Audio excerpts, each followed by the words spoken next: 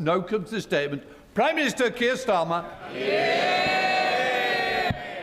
Thank you, Mr. Speaker. With permission, I'd like to provide the House with information that I now have about the appointment of Peter Mandelson as our ambassador to the United States. But, Mr. Speaker, before I go into the details, I want to be very clear with this House that while this statement will focus on the process surrounding Peter Mandelson's vetting and appointment, at the heart of this, there is also a judgment I made that was wrong. I should not have appointed Peter Mandelson. I take responsibility for that decision, and I apologise again to the victims of the paedophile Jeffrey Epstein, who were clearly failed by my decision. Mr. Speaker, last Tuesday evening, the 14th of April, I found out for the first time that on the 29th of January 2025, before Peter Mandelson took up his position as ambassador, the Foreign Office officials granted him developed vetting clearance against the specific recommendation of the United Kingdom security vetting that developed vetting clearance should be denied.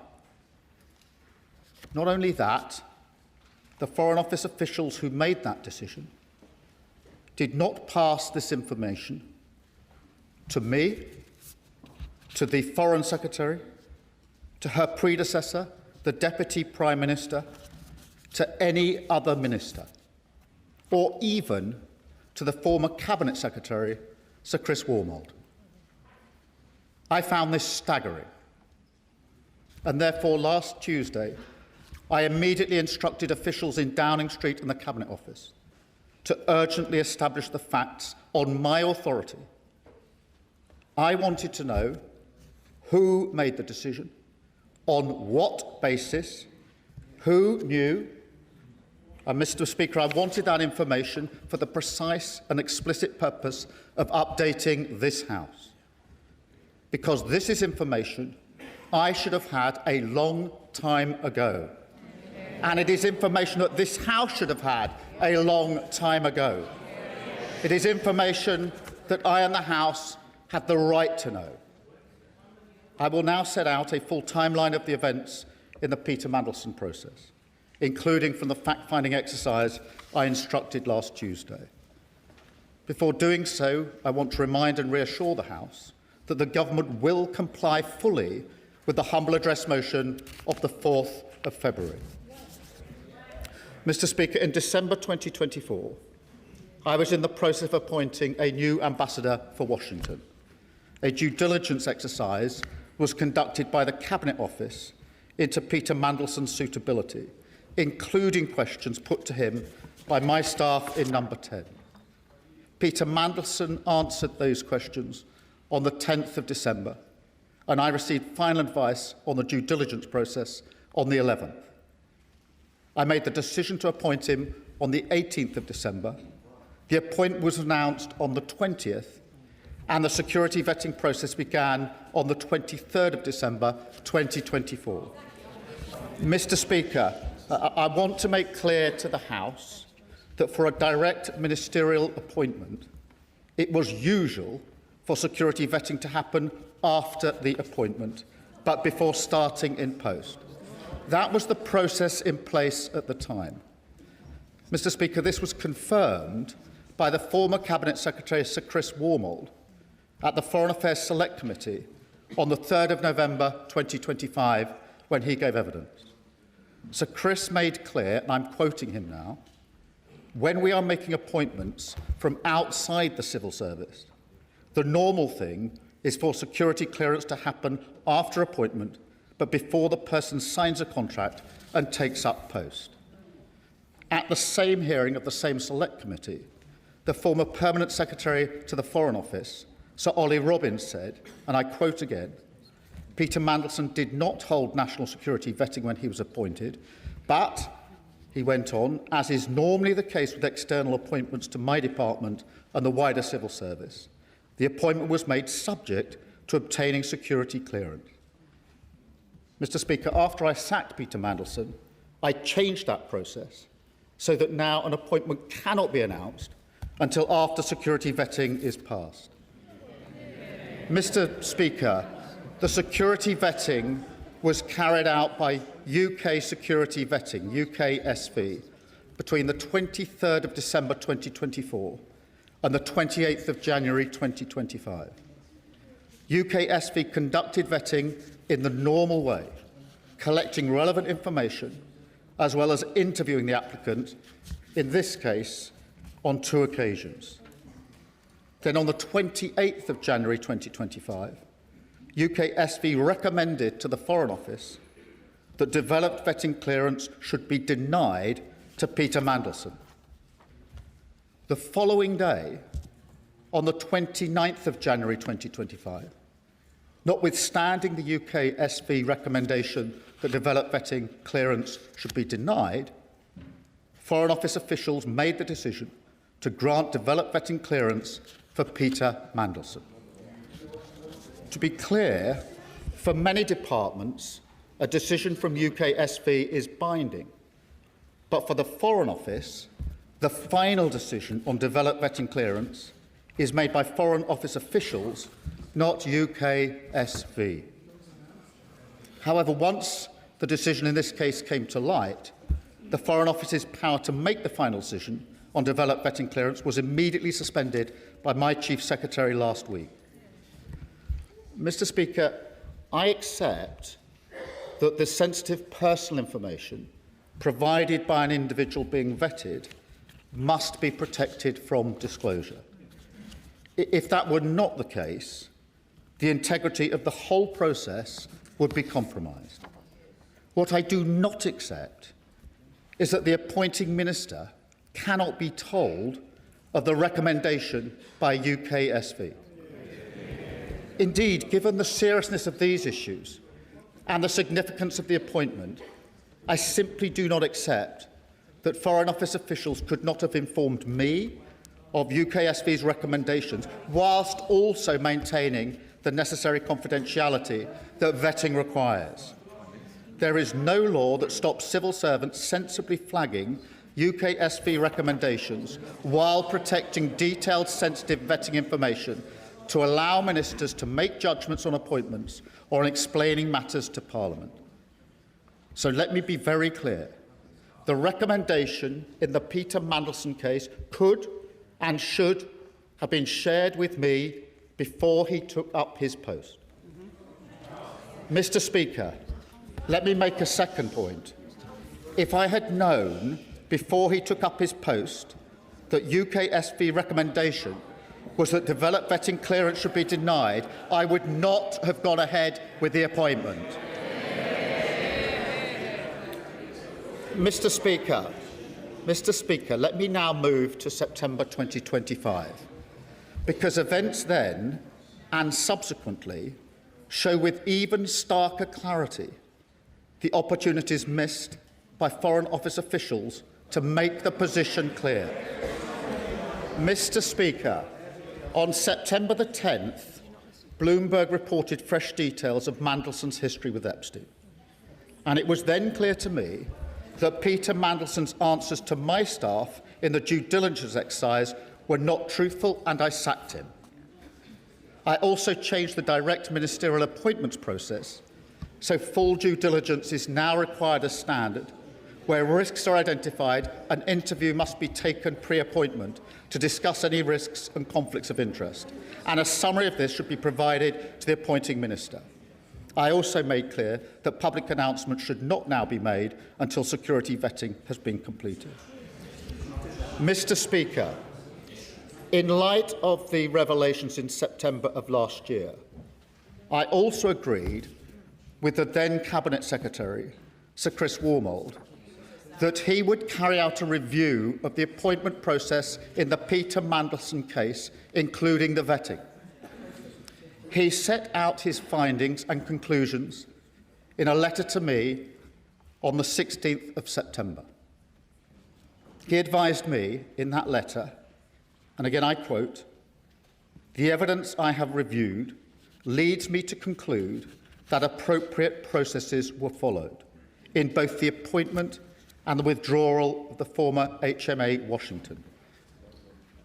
when he was asked about this, Mr. Speaker, last week, the then Cabinet Secretary was clear that when he carried out his review, the Foreign Office did not tell him about the UK SV recommendation that developed vetting clearance should be denied to Peter Mandelson. I find that astonishing. As I said out Odyssey, I do not accept that I could not have been told about the recommendation before Peter Mandelson took up his post. I absolutely do not accept that the then Cabinet Secretary, an official, not a politician, when carrying out his review, could not have been told that UK SV recommended that Peter Mandelson should be denied developed vetting clearance. It was a vital part of the process that I had asked him to review. Clearly, he could have been told, and he should have been told. Mr. Speaker, on the same day as the then Cabinet Secretary wrote to me, so that's the 16th of September 2025, the Foreign Secretary and the then Permanent Secretary of the Foreign Office, Sir Olly Robbins, provided a signed statement to the Foreign Affairs Select Committee. The statement says, and again I quote, "The vetting process was undertaken by UK security vetting on behalf of FCDO and concluded with DV clearance being granted by the FCDO in advance of Lord Mandelson taking up post in February." It went on to say, and again I quote, "Peter Mandelson's security vetting was conducted to the usual standards set for developed vetting in line with established Cabinet Office policy." Mr. Speaker, let me be very clear to the House. This was in response to questions which included whether concerns were raised, what the Foreign Office's response was, and whether they were dismissed. Mr. Speaker, that the Foreign Secretary was advised on and allowed to sign this statement by Foreign Office officials without being told that UK SV had recommended Peter Mandelson be denied developed vetting clearance is absolutely unforgivable. This is a senior Cabinet member giving evidence to Parliament on the very issue in question. Mr. Speaker, in light of further revelations about Peter Mandelson in February of this year, I was very concerned about the fact that developed vetting clearance had been granted to him. Not knowing that, in fact, UK SV had recommended denial of developed vetting clearance, I instructed my officials to carry out a review of the national security vetting process. As I set out, I do not accept that I could not have been told about UKSV's denial of security vetting before Peter Mandelson took up his post in January 25. I do not accept that the then Cabinet Secretary could not have been told in September 2025 when he carried out his review into the process. I do not accept that the Foreign Secretary could not have been told when making statements to the Select Committee again in 2025. But, Mr. Speaker, on top of that, the fact that I was not told even when I ordered a review of the UK SV process is frankly staggering. And I can tell the House that I've now updated the terms of reference for the review into security vetting to make sure it covers the means by which all decisions are made in relation to national security vetting. I've appointed Sir Adrian Fulford to lead the review. Separately, I've asked the Government Security Group in the Cabinet Office to look at any security concerns raised during Peter Mandelson's tenure. Mr. Speaker, I know many members across the House will find these facts to be incredible.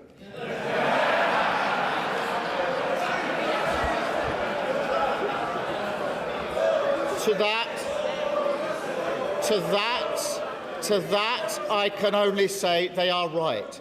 It beggars belief that throughout the whole timeline of events, officials in the Foreign Office saw fit to withhold this information from the most senior ministers in our system in government. That is not how the vast majority of people in this country expect politics, government or accountability to work. And I do not think it's how most public servants think it should work either. I work with hundreds of civil servants, thousands even, all of whom act with the utmost integrity, dedication and pride to serve this country, including officials from the Foreign Office who, as we speak, are doing a phenomenal job representing our national interest in a dangerous world, in Ukraine, in the Middle East and all around the world. This is not about them, but yet it is surely beyond doubt that the recommendation from UKSV that Peter Mandelson should be denied developed vetting clearance was information that could and should have been shared with me on repeated occasions and therefore should have been available to this House and ultimately to the British people. And I commend this statement to the House. Timmy Bay, not Leader of the Opposition. Thank you, Mr. Speaker. And I thank the Prime Minister for advance sight of his statement. His reputation is at stake. Everyone is watching. It is finally time for the truth. Earlier today, Mr. Speaker, Downing Street admitted that the Prime Minister inadvertently misled the House. The Prime Minister has chosen not to repeat that from the dispatch box. I will remind him that under the Ministerial Code, he has a duty to correct the record at the earliest opportunity. The Prime Minister says he only found out on Tuesday that Peter Mandelson failed the security vetting. The earliest opportunity to correct the record was Prime Minister's questions on Wednesday, almost a week ago. This is a breach of the Ministerial Code. Under that code, he is bound to be as open as possible with Parliament and the public in answering questions today. So let me start with what we do know. We know the Prime Minister personally appointed Peter Mandelson to be our ambassador to the United States. We know that Mandelson had a close relationship with a convicted paedophile. We know that he had concerning links with Russia and China, links that had already raised red flags. We know that the Prime Minister announced the appointment before vetting was complete, an extraordinary and unprecedented step for the role of US ambassador. The Prime Minister says that it was usual for this because it was a political appointment. So I will remind him and the rest of the Labour front bench who are heckling that Peter Mandelson was a politician who had been sacked twice from government for lying. That meant he should have gone through the full security process. And we also know, finally, Mr. Speaker, that when Peter Mandelson failed the security vetting, he was allowed to continue in the role with access to top-secret intelligence and security information. This goes beyond propriety and ethics. This is a matter of national security. So let me turn to what we do not know. We still do not know exactly why Peter Mandelson failed that vetting. We do not know what risks our country was exposed to, and we do not know how it is possible that the Prime Minister said repeatedly that this was a failure of vetting, went on television and said things that were blatantly incorrect, and not a single advisor or a single official told him that what he was saying wasn't true. At every turn, with every explanation, the government story has become murkier and more contradictory. It is time for the truth. There are too many questions to ask in the allotted time, Mr. Speaker, so I'm now going to ask the Prime Minister just 6 questions, and I have taken the unprecedented step of providing these questions to the Prime Minister in advance. So he has them in front of him. And I have asked for these questions to be put online for the public. They and I expect him to answer. The Prime Minister appointed a national security risk to our most sensitive diplomatic post. Let's look at how this happened. The Right Honourable Gentleman told me at PMQs in September 2025 that full due process was followed in this appointment. We now know that in November 2024, Lord Case, the then Cabinet Secretary, told him this process required security vetting to be done before the appointment. He did not mention any of what Lord Case said in his statement earlier. So, first question, Does the Prime Minister accept that when he said on the floor of the House that full due process was followed, this was not true? Secondly, on the 11th of September last year, journalists asked his Director of Communications if it was true that Mandelson had failed security vetting. These allegations were on the front page of a national newspaper, and yet Number 10 did not deny the story. Why? 3. Will the Prime Minister repeat from the dispatch box his words last week that no one in Number 10 was aware before Tuesday that Mandelson had failed his vetting?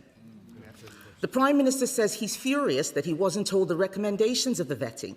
Yet on the 16th of September, a Foreign Office Minister told Parliament, and I quote, "The national security vetting process is rightly independent of ministers who are not informed of any findings other than the final outcome." This was the government's stated process. So why is the Prime Minister so furious that it was followed? On the 4th of February 2026, the Prime Minister, fifth question, Mr. Speaker, on the 4th of February 2026, the Prime Minister told me from the dispatch box that the security vetting he had received had revealed Mandelson's relationship with Epstein. How could he say that if he had not seen the security vetting?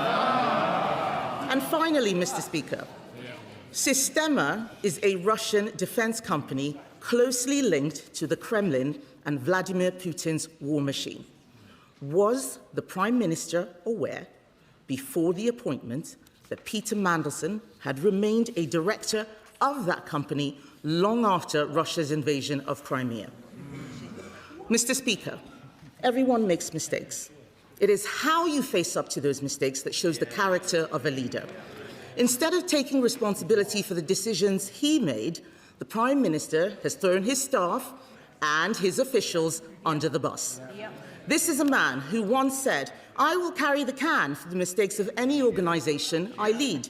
Instead, he has sacked his cabinet secretary. He has sacked his director of communications. He has sacked his chief of staff. And he has now sacked the permanent secretary of the Foreign Office. All of these people fired for a decision he made. The Right Honourable Gentleman's defence is that he, a former director of public prosecutions, is so lacking in curiosity that he chose to ask no questions about the vetting process. He asked no questions about Mandelson's relationship with Epstein. He asked no questions about the security risk Mandelson posed. Apparently, he didn't even speak to Peter Mandelson before his appointment. It doesn't appear that he asked any questions at all. Why? Because he didn't want to know. He had taken the risk. He had chosen his man. Whitehall had to follow. It is the duty of the Prime Minister to ensure he is telling the truth. Or does the ministerial code not apply to him? I'm only holding the Prime Minister to the same standard to which he held others. On the 26th of January 2022, the Right Honourable Gentleman said to a previous Prime Minister at this dispatch box, if he misled the House, he must resign. Does he stand by those words, or is there one rule for him and another for everyone else? Mr. Speaker, let me respond to those points. Firstly, when I found out what had happened on Tuesday evening last, I wanted to have answers to the question who made the decision to recommend to give clearance on developed vetting contrary to the advice, why that was done, and who knew about it, so that I could provide the information to the House, Mr. Speaker. That is the exercise that's been conducted since Tuesday evening and today, so that I could come here today to give the full account to the House, which I've just set out. Mr. Speaker, she asked me about developed vetting security clearance after the appointment. I've set out that wasn't me saying that. I read out the evidence of the former permanent secretary about that and the former cabinet secretary in relation to that. And I think the quotes that I've given to the House are clear enough in relation to that. She also asks why Peter Mandelson failed. Mr. Speaker, it's important to make a distinction between the information provided to the review and the recommendation. The information in the review must be protected and has been protected, because otherwise the integrity of the entire system would fall away. But the recommendation doesn't need to be protected and should not have been protected. Mr. Speaker, in relation to her questions, in relation to the answer about full due process, that was the information that I had, that I put before the House, and it was confirmed to be by Sir Chris Wormald, because in September I asked him to conduct a review of the process to assure me that the process was correctly carried out. He did that and wrote to me on the 16th of September, giving me that his conclusions. In relation, Mr. Speaker, to reports in the media, Number 10 was repeatedly asked about the facts surrounding Peter Mandelson's clearance and was assured that the proper process was followed in that case. Mr. Speaker, in relation to those in Number 10, let me give the answer. Nobody in Number 10 was informed about UK SV's recommendation. Mr. Speaker, just to be clear and for the record, the Cabinet Office Permanent Secretary did receive information recently and then sought the necessary and legal advice.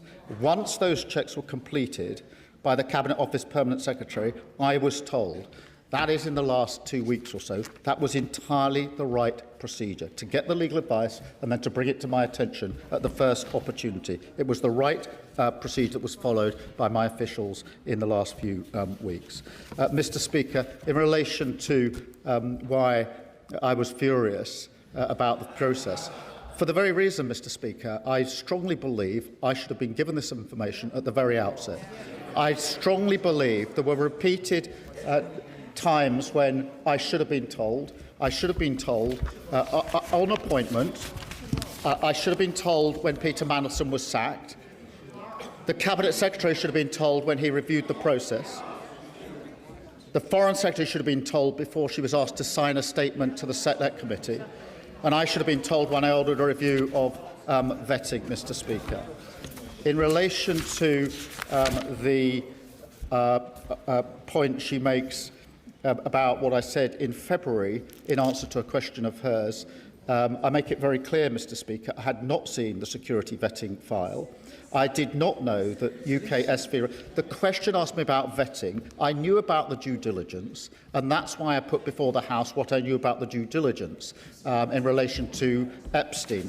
The question asked me about vetting, and I knew what the due diligence has said, and therefore I told the House what the due diligence has said. I didn't tell them what security vetting had said because I hadn't seen the file in relation to that.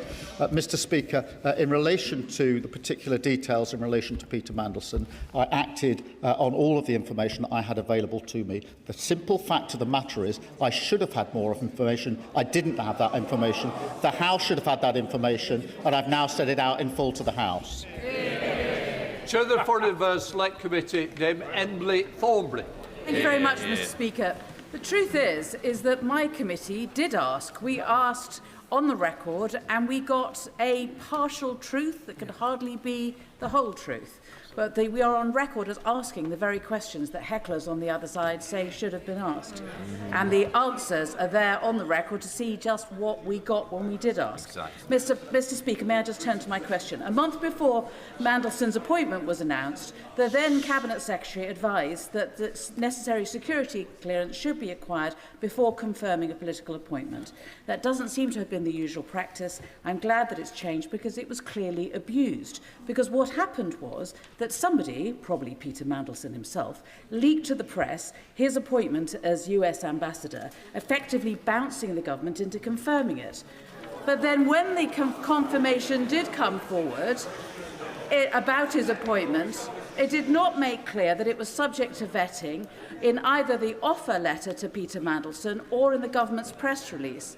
I'm afraid to say, doesn't this look like, for certain members of the Prime Minister's team, getting Peter Mandelson the job was a priority that overrode everything else, and that security considerations were very much second order? Prime Minister. Well, can I thank her for her question? Her committee did ask relevant questions, and that's why I have indicated that it was unforgivable that the Foreign Secretary was asked to sign a statement in response to those very questions without being told about the recommendation. The questions were asked. She was advised and asked to sign a statement without being told the relevant information, and that is unforgivable. As for the appointment before developed vetting, I've changed that process now so that it can never happen again, and she heard me quote the evidence of the former Cabinet Secretary and the former Permanent Secretary in relation to that. Mr Speaker, can I just deal with the third point she makes? And that is that somehow the Downing Street's wish to appoint Peter Mandelson overrode security concerns. Mr Speaker, let me be very clear. If I had been told that Peter Mandelson or anybody else had failed security, had not been given clearance on security vetting, I would not have appointed them. A deliberate decision was taken to withhold that material from me. A deliberate decision was taken to withhold that material. This was not a lack of asking. This wasn't an oversight. It was a decision. It was a decision taken not to share that information on repeated occasions. Sir David, Leader of the Liberal Democrats. Thank you, Mr Speaker. It's 2022 all over again. Back then, when he stood on this side of the House, it was Boris Johnson who was accused of misleading Parliament and scapegoating senior officials. The then Leader of the Opposition couldn't have been clearer. The public need to know, he said, that not all politicians are the same, that not all politicians put themselves above their country, and that honesty, integrity and accountability matter. So he promised change, Mr Speaker. He promised to break the cycle and stop the chaos. And he promised a government with, and I quote, more focus on long-term strategy, not the short-term distractions that can animate Westminster. I'm afraid the fact that he even had to make the statement today shows how badly he has failed, how badly he has let down the millions of people across our country who are so desperate for change. He blames his officials. He says he had no idea. He gives every impression of a Prime Minister in office, but not in power. The facts remain, even on his own account. The Prime Minister appointed Peter Mandelson as Ambassador to the United States even after he had been warned about his relationship with Jeffrey Epstein. The Prime Minister announced the appointment before Mandelson had been vetted, despite the clear risk to national security of putting someone unsuitable in that role. And one of his top officials, just 3 weeks into the job, clearly believed the Prime Minister wanted Mandelson to be appointed regardless of what the vetting process turned up. And the Prime Minister has relied on the vetting process to defend his decisions. So why did he ask so few questions personally about the vetting process itself? We all know the truth, Mr Speaker. The Prime Minister knew that appointing Mandelson was an enormous risk. He decided it was a risk worth taking. A catastrophic error of judgment. And now that it's blown up in his face, the only decent thing to do is to take responsibility. Back in 2022, the Prime Minister rightly accused Boris Johnson of expecting others to take the blame while he clung on. That was not acceptable then, and it's not acceptable now. So I hope the Prime Minister can at least tell the House this, and we'll be listening very carefully to his answer. Was he given advice by Simon Case, the then Cabinet Secretary, that the necessary security clearances should be acquired before he confirmed his choice for US Ambassador? And did he follow that advice? Yes or no? Mr Speaker, after the years of chaos under the Conservatives, we needed a government focused on the interests of the people, the cost of living crisis, the health and care crisis, our national security. We needed a government of honesty, integrity and accountability. So will the Prime Minister finally accept that the only way he can help to deliver that is to resign? Prime Minister.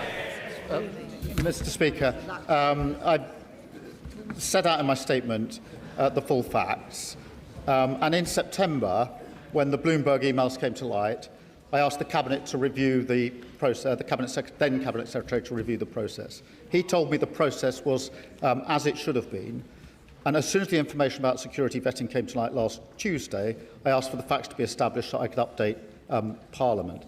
He asks me about the announcement before developed vetting. He's heard the evidence that I've given to the House from the former Cabinet Secretary and from the former Permanent Secretary. In relation to the advice from Simon Case, Mr. Speaker, when I asked the former Cabinet Secretary to review the process after September 25, he specifically addressed whether the process had been followed by referencing the Simon Case letter and assured me that the process was the right process to have followed. So in answer to his question, that was specifically looked at by Sir Chris Wormold in the review that was conducted in September of last year. Dame Diana. Sorry, Diana, but...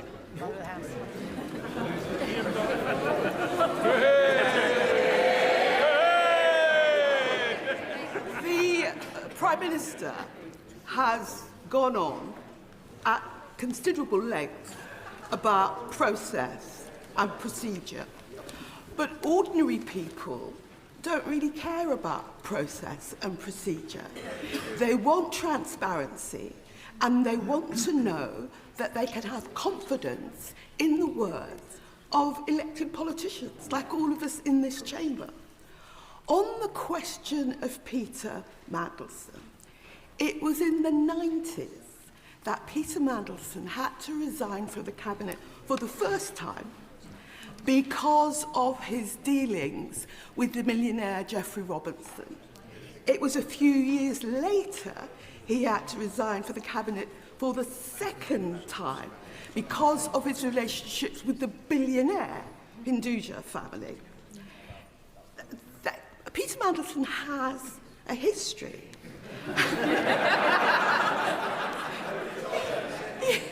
Peter Mandelson has a history.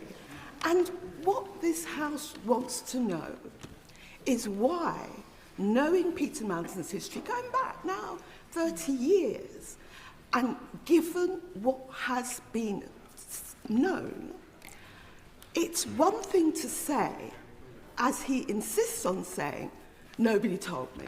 Nobody told me anything. Nobody told me. The question is, why didn't the Prime Minister ask?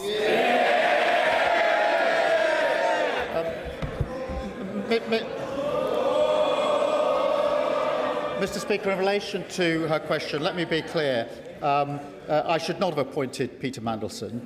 As soon as the further revelations came to light, I asked the Cabinet Secretary to review the process so I could be assured about the process.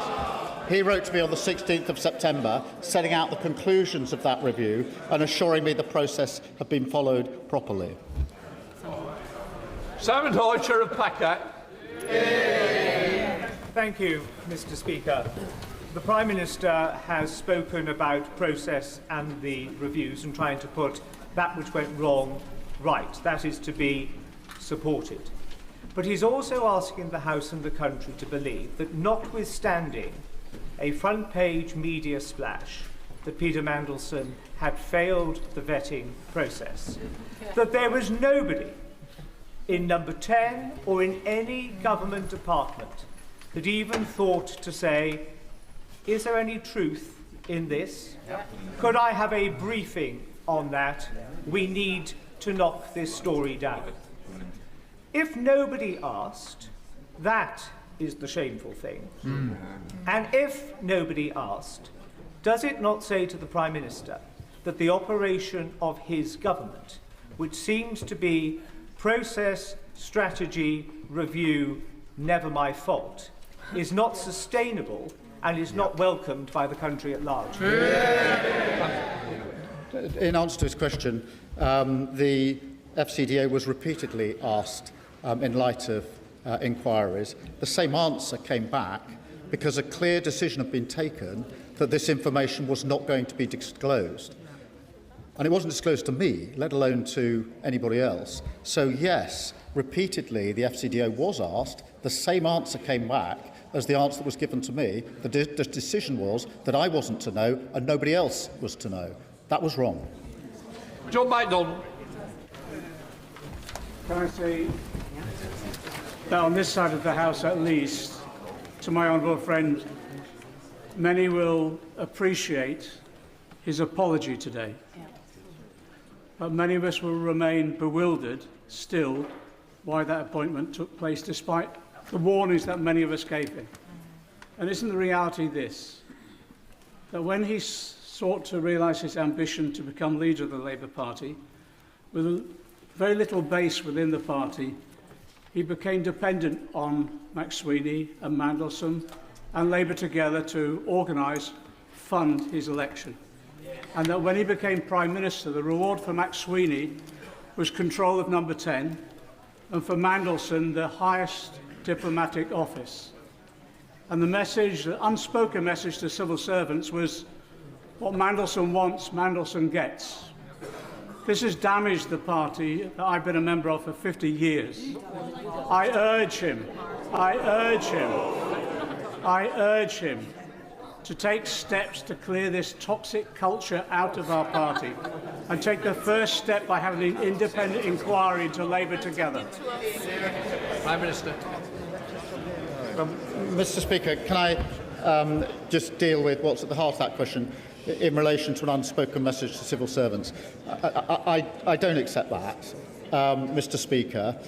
It is simply not good enough on a question of national security where clearance, the recommendation is clearance be denied, for anyone, particularly senior civil servants, to do anything other than provide me with the relevant information, and that is what should have happened in this case.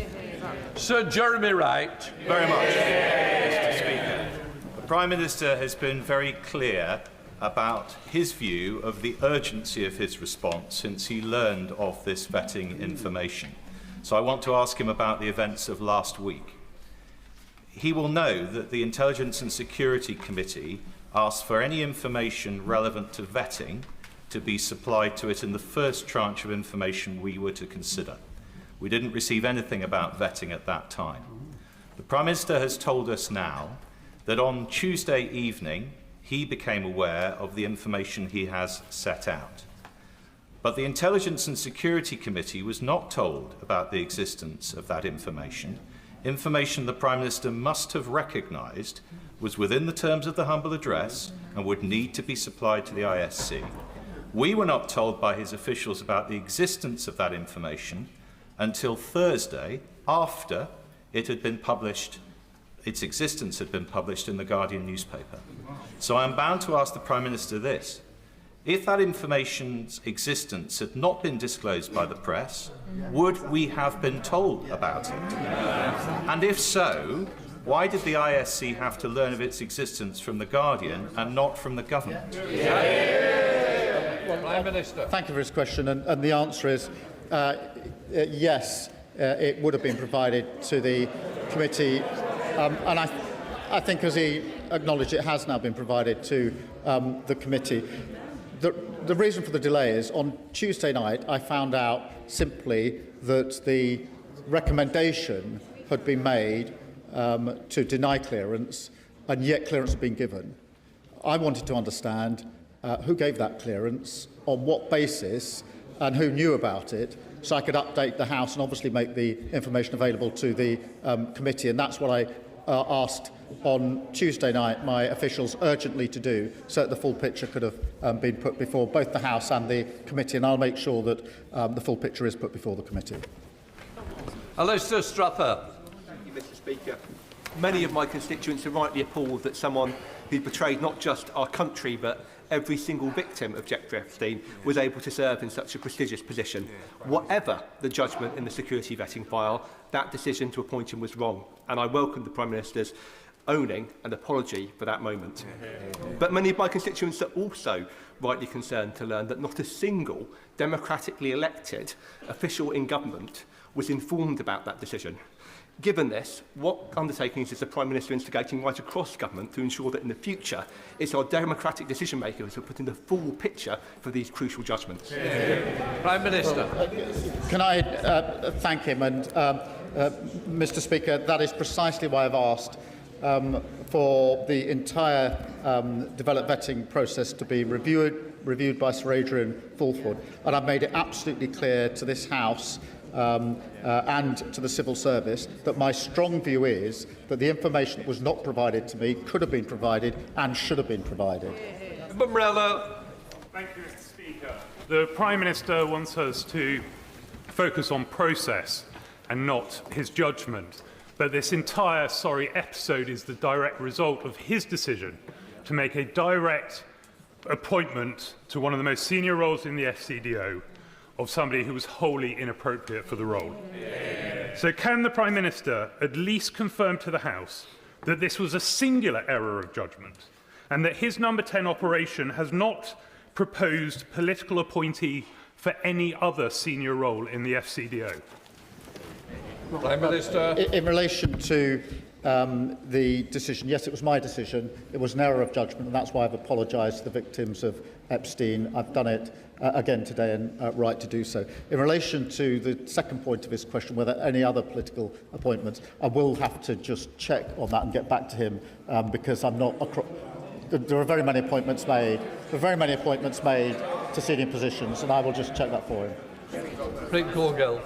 Mr. Speaker, the House and the public understand the importance of independent security vetting and why sensitive personal information must be protected, but they are also shocked that decisions of such significance could be taken without the knowledge of the Prime Minister. I have worked closely with the Prime Minister and know how seriously he takes national security and accountability to this House. So can the Prime Minister set out what steps he will take to remove any ambiguity so where there are serious concerns, those risks are flagged to ministers, ensuring that accountability to this House and to the country is always upheld? Prime Minister. I thank her for her question, Mr. Speaker. That is why last week the Chief Secretary removed suspended the power of the FCDO to make a recommendation or to take a decision contrary to the recommendation of UK SV. Sir David Davis. Mr. Speaker, the Prime Minister has twice rebuffed first the Leader of the Opposition, then the Leader of the Liberal Democrats, when they said that the then Cabinet Secretary's advice to the Prime Minister was to get the clearance before the announcement. So I'm going to read in one sentence from a document entitled Options for HMA Washington from the Cabinet Secretary of the day to him personally. It says, if this is the route you wish to take, you should give us the name of the person you would like to appoint, and we will develop a plan for them to acquire the necessary security clearances and do due diligence on any potential conflicts of interest or other issues of which you should be aware before confirming your choice. The House doesn't want to hear about what Mr. Wormald said a year later. That was the advice then. Why didn't he follow it? Mr. Speaker, he reads out the passage from Mr. Case's advice. The process that was followed was what I understood to be the usual process. In other words, the appointment was subject to the security vetting. It is why, when Sir Chris Wormald looked at it in September, he addressed the question by reference back to Simon Case's letter, because I wanted to know the process that had been followed was the right process, and that is what Sir Chris Wormald looked at. He looked at it expressly by reference to the Simon Case letter that has just been read out and assured me that the right process was followed when he reviewed it. Belter. Thank you, Mr. Speaker. Anybody who knows the Prime Minister will know full well that he would never, ever deliberately mislead this House. But the reality is this, Mr. Speaker, ex post facto vetting is utterly pointless when the appointment is political. And the trouble, Mr. Speaker, that we all face is that trust in the Prime Minister and in politics is diminishing as this sorry saga continues. So in the 17 days we have leading to those very important elections, never mind question, those very important elections, what does the Prime Minister propose to do to win back the trust of the country? Prime Minister. Mr. Speaker, in relation to his point about vetting in relation to political appointments, I don't agree, but I do agree that the due diligence for direct ministerial appointments should be the same as for any other appointments. It clearly wasn't, and that's why in September I ordered that it be changed in order to make sure it is the same process, whether it's a direct ministerial appointment or any other appointment. In relation to the country, Mr. Speaker, it is important that we remain focused on the cost of living and on dealing with the war on two fronts that we face in this country, and I intend to do that. Stephen Flynn. Mr. Speaker, the harshest and most important truth in this entire process is that the Prime Minister of the United Kingdom chose to proactively ignore the victims of Jeffrey Epstein when he made the political choice to put Peter Mandelson in as the UK's most senior diplomat in the United States of America, despite knowing that he had maintained a friendship with Jeffrey Epstein himself. We have since seen Peter Mandelson be investigated for potential misconduct in public office, and we, of course, now learn through the media that Peter Mandelson had failed his security vetting. The Prime Minister blames all of this, all of it, on the judgment of others. But I'm interested in his judgment. Does he believe himself to be gullible, incompetent, or both? Yeah. Prime Minister. Mr. Speaker, I thank him for his question. I've laid out the relevant facts. It is absolutely clear that nobody is suggesting that this information was made available to me. It clearly wasn't made available. It should have been made available, and I would not have made the appointment had it been made available. That is why I set out the facts in some considerable detail to the House, with relevant quotes from all the relevant players in this. Stella Creasy. Thank you, Mr. Speaker. The Prime Minister is being candid about some of the challenges in this process. I'm sure he will share the frustration across this House that revelations keep coming and this matter keeps coming back to Parliament. Now, he says that he has acted to prevent any further challenges in the vetting system for the government for senior appointments.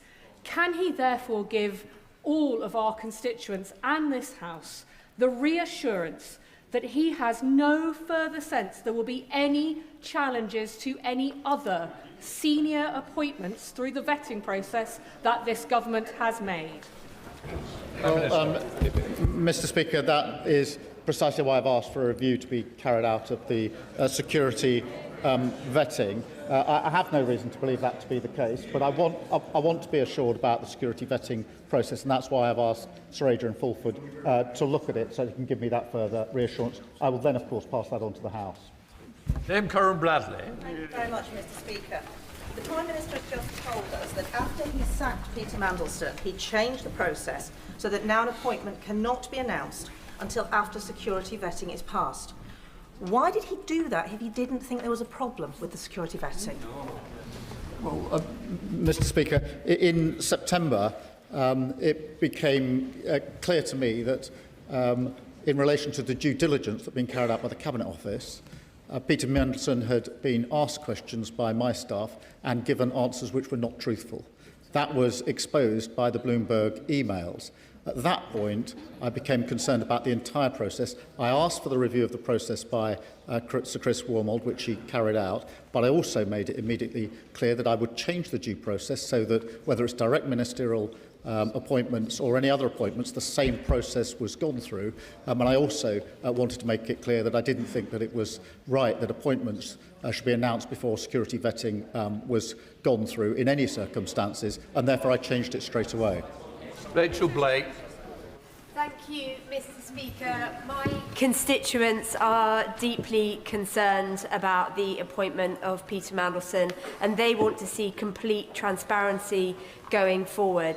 I'm really concerned to read that the civil servants in the Cabinet Office may have had this information about a month ago, and it has taken them this long to be able to be in a position where they can share the information with the democratically elected person making this appointment. What can the Prime Minister share with us today so that we don't have to face this type of issue going forward?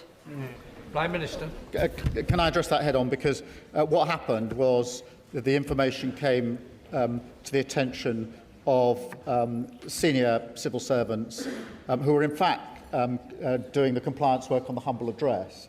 When they saw the information about developed vetting, they took legal advice straight away to ask whether it was legal to disclose that to me. They got that advice, and as soon as the advice was given, they disclosed it to me straight away last Tuesday. That was the right and appropriate thing for them to do. There's no criticism of what they did.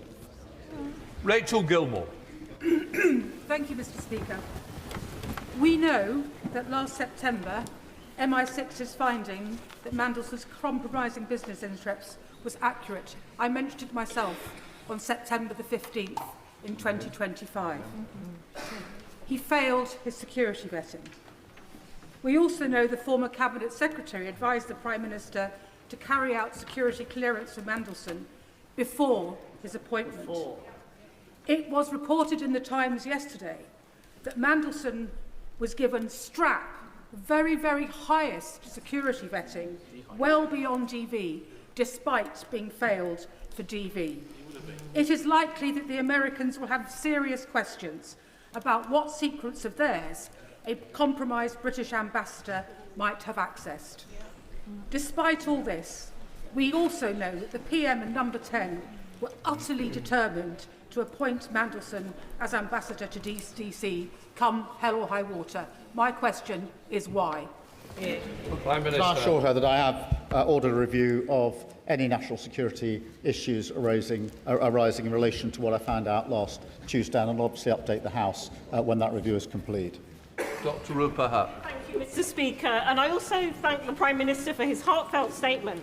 And, if we're judging parties on actions, not words, for reviving the post of anti-corruption czar. It was vacant for 3 of his predecessors, years and years, starting with Boris Johnson's lockdown breaches. So can I ask the Prime Minister, now that we have the heavyweight Margaret Hodge in post, what plans does he have for this broader policy area? Well, I'm sure that Margaret Hodge will do a very good job in that role, as she's done in so many other roles previously. Sir Julian Lewis. Who first suggested to the Prime Minister that Mandelson should be appointed as our ambassador to the United States, or was it just his own idea? Did it never cross his mind that Mandelson was at risk of failing the vetting process? And before sacking Olly Robbins last week, did the Prime Minister ask him why he overruled the verdict of the security vetters, and if so, what was his explanation? I did ask him, and I didn't accept his explanation. That's why I sacked him. Rachel Musk. Thank you, Mr. Speaker. At the beginning of February, in February 2026, we learnt that Peter Mandelson had shared highly sensitive government information with Jeffrey Epstein from the former Prime Minister Gordon Brown. At that juncture, if I was in his shoes, I would have been forensic in recognising a security risk and wanting detailed answers. What's not adding up for me is why we are now in mid-April before we get this information, and why the Prime Minister didn't drill down to ensure that we had the security information, which clearly we learnt that Peter Mandelson had breached. Well, Mr. Speaker, it was at that point that I did order the review of the security vetting, because I was concerned that it had failed. In fact, because of information I wasn't given, it hadn't failed. It had actually given the recommendation that clearance should be denied.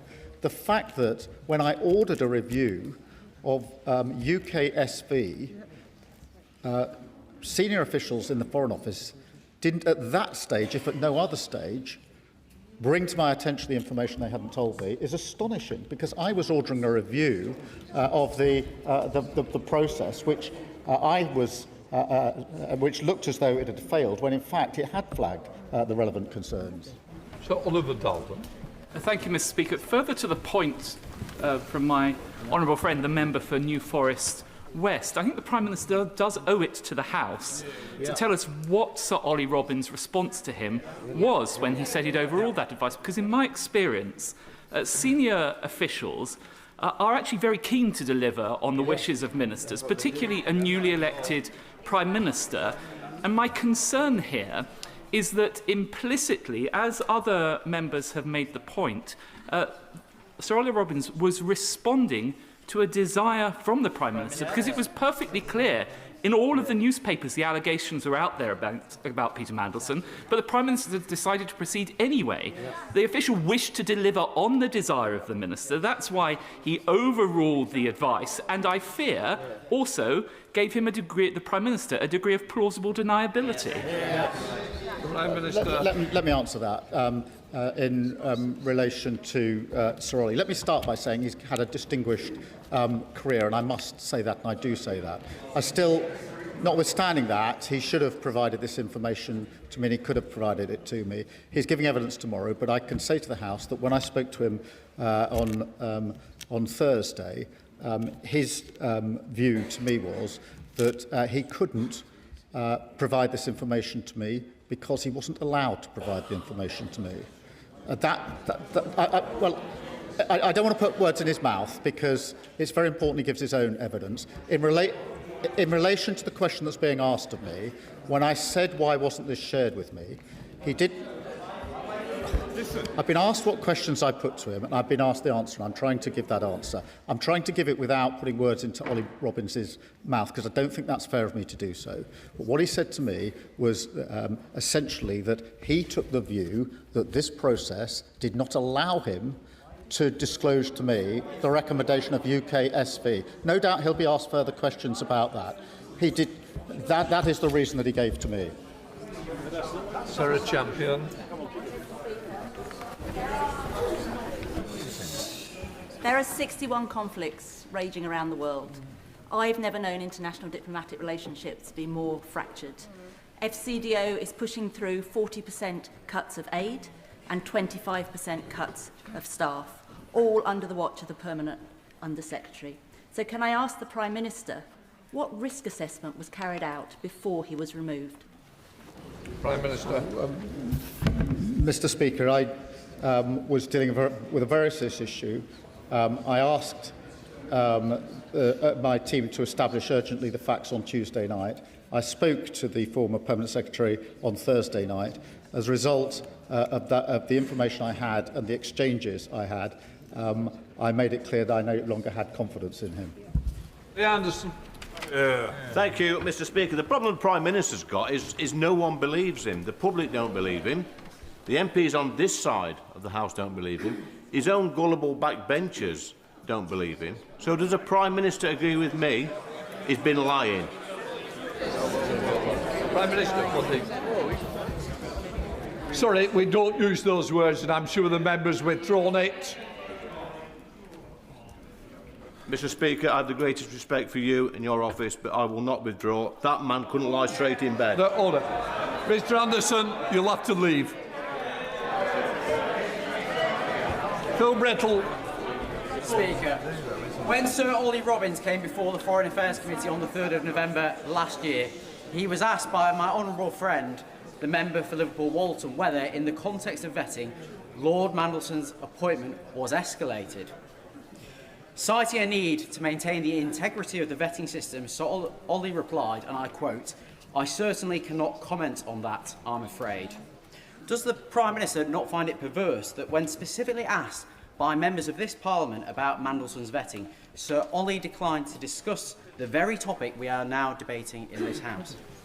Prime Minister. Well, I've read that evidence, and it remains my strong view that the recommendation of UKSV could and should have been shared with me, and could have and should have been shared with the Foreign Secretary, and thus with the Select Committee, and it should have been. Andrew Mitchell. Thank you, Mr. Speaker.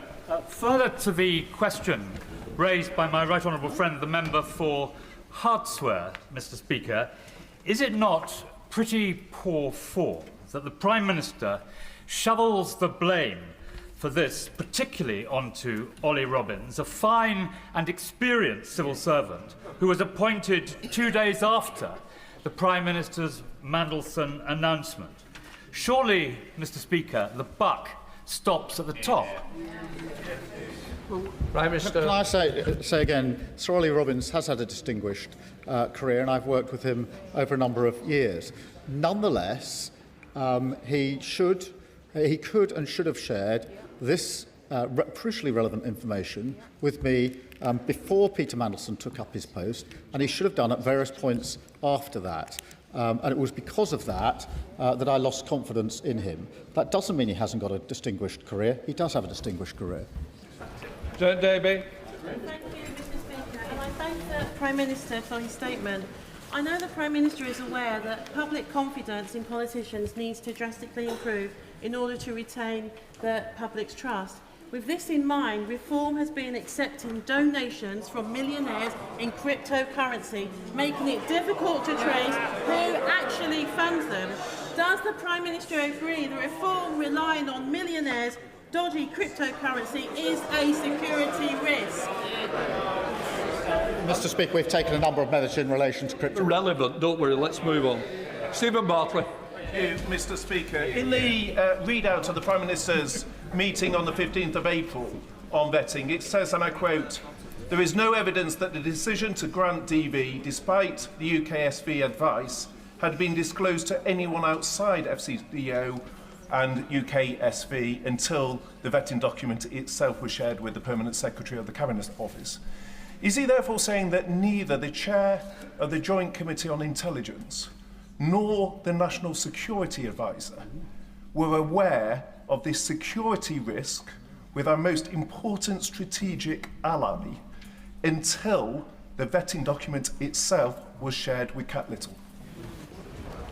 Prime Minister. So sorry. I understand that to be the case. Obviously, no, I'm only saying that it wasn't my decision to withhold it. I understand, if I've understood Sir Olly's position correctly, that his argument is he can't share it, or he couldn't share it with anyone. With anyone. That's as I understand it. It certainly wasn't shared with the National Security Advisor. I don't think it was shared with anybody else. But it's a question. As far as I know, it hasn't been until it was seen by my officials, legal advice was taken and shown to me. It wasn't shared with anybody else. Rinder Singh Joseph. Thank you, Mr. Speaker. I thank the Prime Minister for his statement and the clarity contained within that, and for his apology again.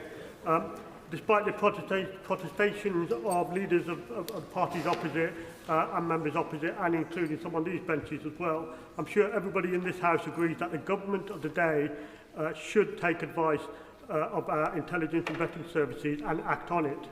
Yes. In view of everything we have heard, and this is a fundamental question for me, how can government act on intelligence service and vetting advice if ministers never get to receive that advice? Prime Minister. Well, Mr. Speaker, in many instances, it's the recommendation of UKSV that is effectively the final decision. So, of course, it's known. In the Foreign Office, there is the additional part of the process in which the final decision is, in fact, taken by the Foreign Office officials rather than the recommendation of UKSV. That is what has now been suspended, so that in the Foreign Office as well, the recommendation of UKSV is what matters. Gavin Robinson. Thank you very much, Mr. Speaker. Mr. Speaker, the Prime Minister knows that he is the main character in an ongoing national scandal.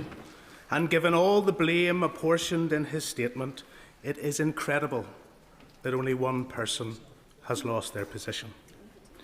But would the Prime Minister also recognise it is incredible to learn that in Northern Ireland a political appointment was made following the refusal to clear an individual for security access, that they have continued in their post, engaged on issues connected with the legacy of our troubled past with full security clearance, despite security service concerns, and they continue to this day. So if the Prime Minister is ordering a review by Sir Adrian Fulford, will he ensure it includes within its terms of reference or separately a deep dive into the appointment of Marie Anderson, the Northern Ireland Police Ombudsman? Why she was appointed, why the security information was ignored, and how this can be the case. Prime Minister. Can I thank him? And I will ensure the review covers all the relevant issues and material, and I'll take into account what he's just said. Oregon. The Prime Minister has the right to expect that his senior civil servants will always tell him the truth and the whole truth. He will recall that Mrs. Thatcher used to say of Lord Young that she liked David because he always brought her solutions and not problems, while her other ministers brought her problems. Does he believe that there is a problem within the civil service, that promotion and advancement is on the back of not giving your ministers problems, and that on this occasion the senior official at the FCDO knew that if he did tell the Prime Minister what he ought to have told the Prime Minister, he was bringing him a problem? Prime Minister. Well, I thank him. And can I just be clear? We have thousands of civil servants acting every day with integrity and professionalism, doing the job to their very best ability. As I understand what Sir Olly is saying, he is saying that he believed he couldn't give me this information, that he was prohibited from doing so. I disagree with him. I think he could and should have given me this information, but I don't think that that is any reason to suggest that across the civil service people act for any improper motive. Sir Bernard Jenkins. Thank you, Mr. Speaker. Can I just point out that the developed vetting process has always been highly protected, because otherwise it wouldn't work. People would not give information to the developed vetting process if they thought that any detail of that was likely to be disclosed, or even if the result, the assessment, low, medium or high risk, was likely to be exposed. And that is why the previous Labour government in 2010 wrote into the Constitutional Reform and Governance Act, Section 3, in order to prohibit that disclosure. And if he is now saying that developed vetting is now going to be available to ministers on a routine basis, wouldn't it be undermining the very process upon which we depend for our national security? Prime Minister. With respect, I don't agree with his analysis. I certainly agree that the information that's provided into the process by the applicant has to be protected, because as anybody who's been through the process will know, it's an incredibly detailed and intrusive process, and it's very important that individuals give full and truthful accounts of all the questions they're given to them. That is why that needs to be protected. I do not accept that means that the recommendation of the UKSV cannot be shared with ministers, including the Prime Minister. I think there's a distinction between the two. I accept the first. I utterly reject the second. Jane Kirkham. The Foreign Office shared the outcome of the vetting process, but not the conclusions of the vetting reports. Not just the detail, but the conclusions too. If the Prime Minister is going to own a decision, he needs to know what is within it. What changes will he be making to stop this happening again? Prime Minister. Well, I thank you for a question, and that's why I've asked for a review of the entire process so it can be looked at from start to finish, including the question of whether there should be any circumstances in which the recommendation of UKSV could not be followed. Lisa Small. Mr. Speaker, I'm going to try again, because a number of members and right honourable members have asked a question and I'm not quite sure I heard an answer from the Prime Minister. Why did the Prime Minister choose to ignore the advice from the then Cabinet Secretary, Simon Case, to seek security vetting before confirming Peter Mandelson as his pick? I understood the procedure to be that the appointment was made subject to the security vetting. That's what I was told. But the question she raised is the question I raised in September, which is why I asked Sir Chris Walmall to look at the process and in particular, he looked at the advice, the letter from Simon Case, to answer the question, was the process followed? And he gave me the answer that he thought right, having concluded that process. Debbie Abraham. Thank you, Mr. Speaker, and I thank my right honourable friend for his statement. But for clarity, could he confirm to whom and when the UK security vetting report outcomes were made available, and also what guidance is given to senior officials on matters that must be escalated to their ministers? Prime Minister. The process was that UKSV informed FCDO of their findings and their recommendation, and then there's an escalation process. It's part of the process in the sense that it is the FCDO in these particular cases to make the final decision, which is what they did in this case. Sir Ian Duncan-Smith. Speaker, I want to return again to the real nub of what this is. The Prime Minister knew, as we all knew, about his representation as to who should actually be the ambassador. In this particular case, a man that had been sacked twice out of Cabinet, but more than that, in the public domain at the time were all his links clear with the Chinese companies and his meetings with Xi. Furthermore, his time in Starmer, where he stayed there after 2014 in the invasion, not just for that, but his meetings with Putin, and, of course, his relationship with Deripaska, who was negotiating on the tax levels and the tariffs on aluminium when he was the EU Commissioner responsible. So with all of that going on, his announcement of this man into the ambassadorial position, why did he think that therefore he didn't know something about him? He knew he was corrupt, he was corrupting, and he was the wrong choice. Surely that's why he overturned Case's review, Case's advice to have the review before he made the decision. Exactly. Prime Minister.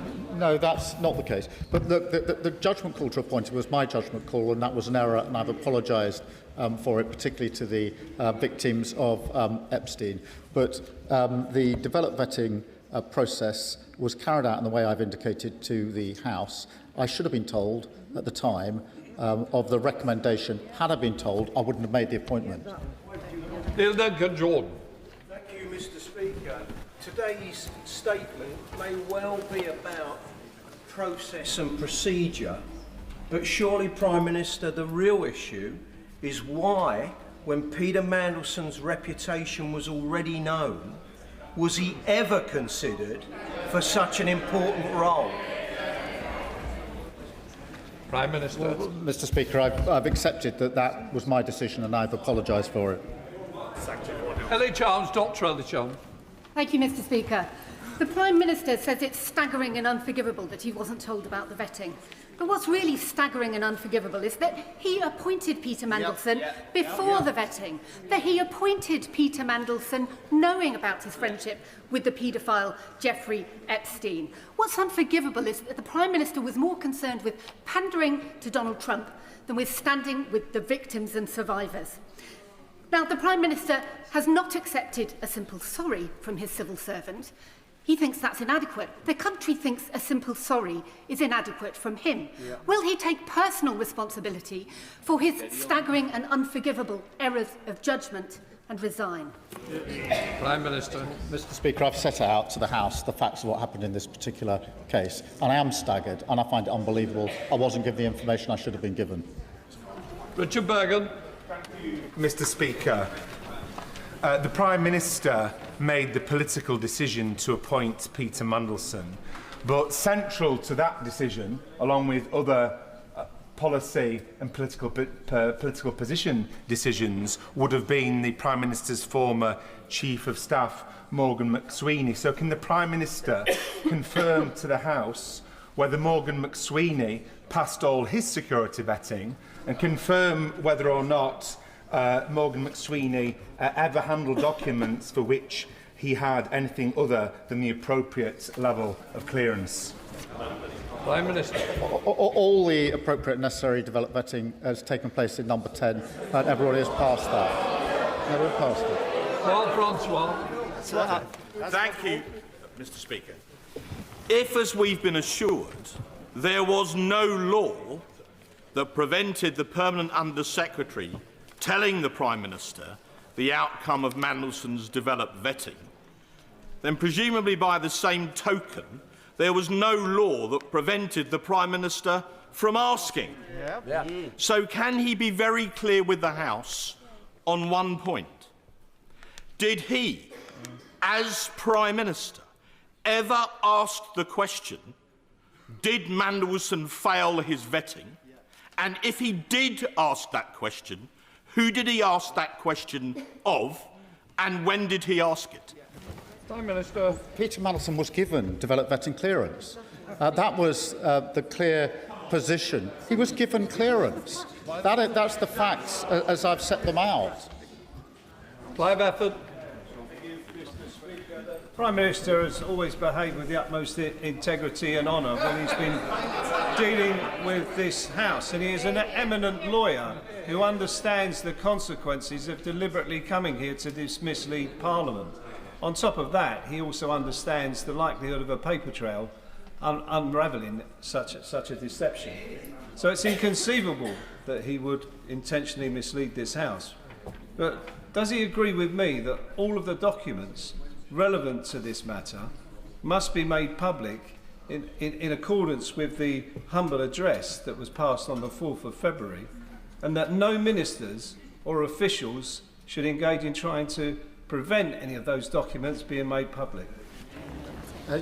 Yes, we will comply with the humble address in full. That is the process that's going on. Mr McVeigh. Thank you, Mr. Speaker. The Prime Minister said today, I know many members across this House will find these facts to be incredible. He's right. We do, along with his staggering lack of curiosity and his inability to take on board warnings about his good friend Peter Mandelson. Because the Prime Minister was given a due diligence document by the Cabinet Office, which told him several reasons why Peter Mandelson should not be appointed. Fired twice from government, business dealings in Russia and China, and the fact that he'd maintained a relationship with Epstein after his imprisonment for paedophilia. The Prime Minister knew this, but appointed him anyway. Why, Prime Minister? Why? Prime Minister. Peter Mandelson was asked various questions on the back of the due diligence exercise, and he didn't tell the truth in those answers. But look, the decision to appoint him was an error. It was my error, and I've apologised for it. Sir Russell. Thank you, Mr. Speaker. It is accepted by many on these benches that the Prime Minister did not know the outcome of the vetting. But the Cabinet Secretary came on Tuesday, and she had clearly spent a month researching whether or not she could provide the advice that she did. So she clearly thought very carefully about the information that she brought. When the Prime Minister then launched an investigation, rather than coming straight to the House with the information that she had provided, was that because the information was insufficient to present to the House? And if so, when was he planning to come to the House? Prime Minister. It was insufficient because all it told me was that the recommendation of UKSV was to deny clearance. What it didn't tell me was who then provided the clearance, why did they do it, and who knew. And they were questions that the House obviously would want to raise with me, and that's why I urgently asked for those facts to be established so I could come to the House today and provide the full account that I have provided to the House. Colin Miller. Developed vetting should be carried out before someone has, and I quote, frequent and uncontrolled access to top-secret material or any access to top-secret or coded, otherwise known as strap material. The Prime Minister has promised full transparency, so I ask him 3 questions. Did Peter Mandelson have access to any top-secret or strap material before his DV clearance on the 29th of January? Did Peter Mandelson have any restrictions placed on his access to top-secret or strap material during his time in Washington? And if so, has the Prime Minister assured himself that Mandelson did not leak any of this material, just as he had leaked commercially confidential material to Jeffrey Epstein under Gordon Brown? I do not understand that he had access to strap material before he took up his post as ambassador. He did have access after he took up his post, and that's why I have ordered a review of any security concerns that may arise. Justin Madders. Thank you, Mr. Speaker. I think we all find it staggering, don't we, that someone can fail their security vetting and still be appointed to such a sensitive and critical role. And it's even more staggering, as we've heard, that the Prime Minister wasn't informed of that failure. Now, I agree with what the Prime Minister said. He didn't need to know the details, but he did need to know that he'd failed the security vetting. And it's in terms of the detail that I want to ask the Prime Minister this. If people didn't know what the concerns were on security for Peter Mandelson, how could any minister, how could any official, how could any other state deal with him on sensitive security issues? I understand the Prime Minister's doing an inquiry into that, but it's very important that Parliament has oversight of that issue, because I'm very concerned there's been another failure there to manage our security interests. Prime Minister, I thank him. In a case such as this, in relation to such a sensitive post, I don't think it's right that somebody should be appointed at all if the UKSV are recommending that clearance is not given. So that would be my position on this. Sir John Hayes. Thank you, Mr. Speaker. When I was privileged to serve as Security Minister, the Prime Minister was my shadow, and dealing with matters of the most significant national security, he was straightforward with me, as I was with him. So I hope he'll answer this straightforward question. The humble address makes clear that the ISC will see any material related to national security or international relations. In the course of our work, we've clearly liaised with the Cabinet Office. When did the Cabinet Office know about this failure in vetting? Who knew? And why didn't they bring that material to the ISC when they found it? For we hadn't received it when he found out that this vetting had failed, and yet others must have known that it had failed. Prime Minister. Would you just excuse me?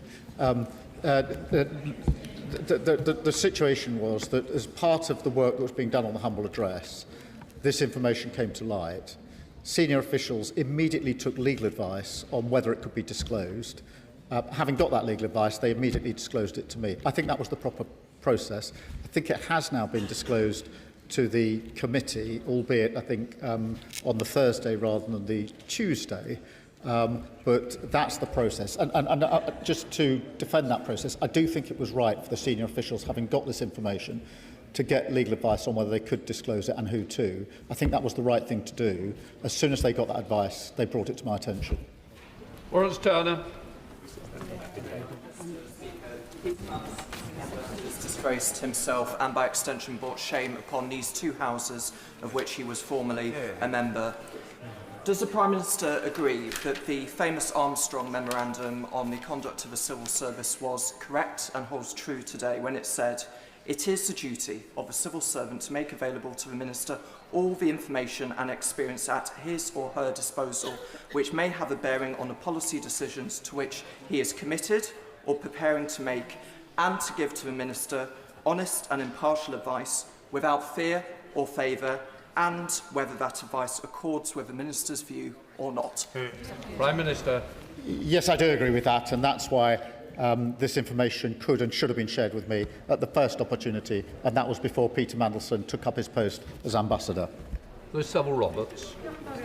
The Prime Minister is hiding behind a thicket of legalese and procedure, but he has a track record of appointing Labour's most favoured sons and daughters to plum government jobs and into the House of Lords. In Wales, we know all about Labour's crony culture. Who could forget UK Labour's favourite First Minister, Vaughan Gething, propped up by number 10 in spite of dodgy donations, and now tipped for a peerage. But the timing, Mr. Speaker.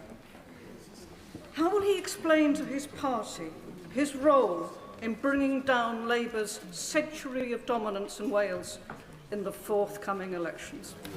Prime Minister.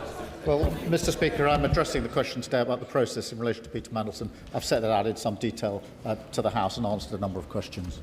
Afsana Begum. In December 2024, the Prime Minister said in announcing Peter Mandelson as US Ambassador that he had unrivalled experience. This was despite the gravity of what was known about his record and available publicly. Is it not the case that Peter Mandelson's political appointment, which was personally decided by the Prime Minister and announced in public before the security vetting was completed, needed to progress and had to happen? However, it happened because of Mandelson's role in the Prime Minister's own leadership campaign and because it served the interests of one particular faction in the Labour Party. Prime Minister. Mr. Speaker, I don't accept that is a reason for withholding from me the information about security clearance. John Whittingdale. Thank you, Mr. Speaker. The result of the Prime Minister's terrible failure of judgment is that for over a year this country's interests were represented in the United States by someone that our own security services deemed to be a security risk. Will he assure us that an investigation will take place into all aspects where our national security may have been damaged, and that the results of that will be made available to the Intelligence and Security Committee and, where possible, to Parliament? Prime Minister. Yes, I will. Dayali. Thank you, Mr. Speaker. I believe there's two sides to this. One is about process and the other one is about judgment. On process, I believe the Prime Minister, where the Prime Minister was not told about the security vetting clearance, and had he have known, he would have sacked him. That we don't have a problem with, but the problem is, why wasn't he told that, and who's actually running the country, and whether other ministers are kept in the dark by civil servants. On judgment issue, it was wrong and completely wrong in the first place to put Mandelson forward as an ambassador. Will the Prime Minister write to me confirming this week that no one is in position who has failed the advanced security vetting process of all political appointments that have been made? That is included in the review that I've set up, and as soon as I've got the findings, I'll share them with the House. Dave Dougal. Thank you, Mr. Speaker. This saga is drawing to a close, and it will come to a conclusion with the Prime Minister's resignation, whether he can accept that or not. What I can't accept is the ask me no secrets and I'll tell you no lies regime that he expects us to believe prevailed at the very top of government between officials, and not just ministers, but the Prime Minister. He talked a lot today about what he didn't know and what he wasn't told. Well, he knew that Mandelson had a serious human frailty for other people's wealth. We knew that Mandelson was involved with the Russians. We knew that Mandelson was sacked twice as a government minister. Can the Prime Minister explain what was Mandelson's actual qualities that he was pursuing in the role as US Ambassador, and what steps has he taken to contain the serious and measurable breach in national security that his appointment of Peter Mandelson facilitated? Prime Minister. Mr. Speaker, I've made it clear it was an error to appoint Peter Mandelson. There is a review going on into any security issues that may arise. Fleur Anderson. Thank you, Mr. Speaker. I welcome the Prime Minister saying that he should not have appointed Peter Mandelson. In November in the Foreign Affairs Committee, I asked about who sees vetting and was told by Sir Olly Robbins, obviously the vast majority are relatively straightforward. Ones that require more senior judgment and potentially a discussion about managing and mitigating risks are escalated appropriately.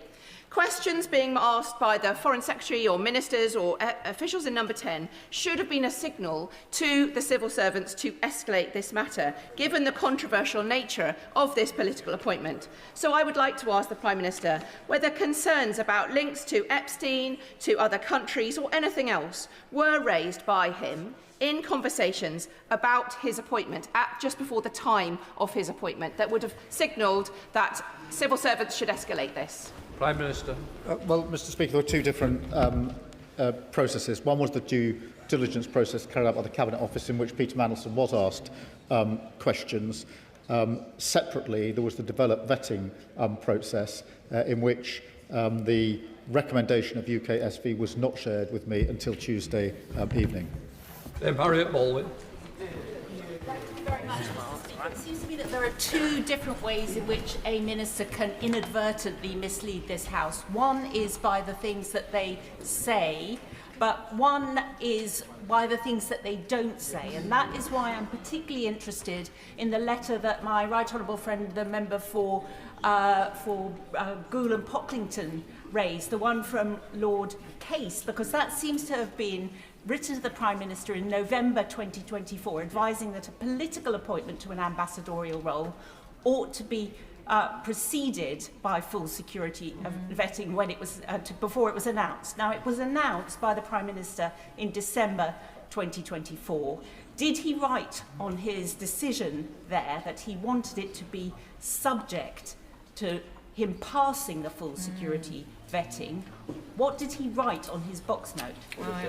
Prime Minister. Mr Speaker, I understood it to be subject to developed vetting, but it was because of the process that in September 25 I asked Chris Wormold to do a review for me of the process, and he did that by reference back to the Simon Case letter. Thank you, Speaker. I'm sure the Prime Minister is aware of the damage that this saga has done to public trust in politics and in politicians. However, I would like him to confirm that his focus and the focus of his government is on the issues that matter most to my constituents in Banbury, in particular tackling the cost of living. Prime Minister.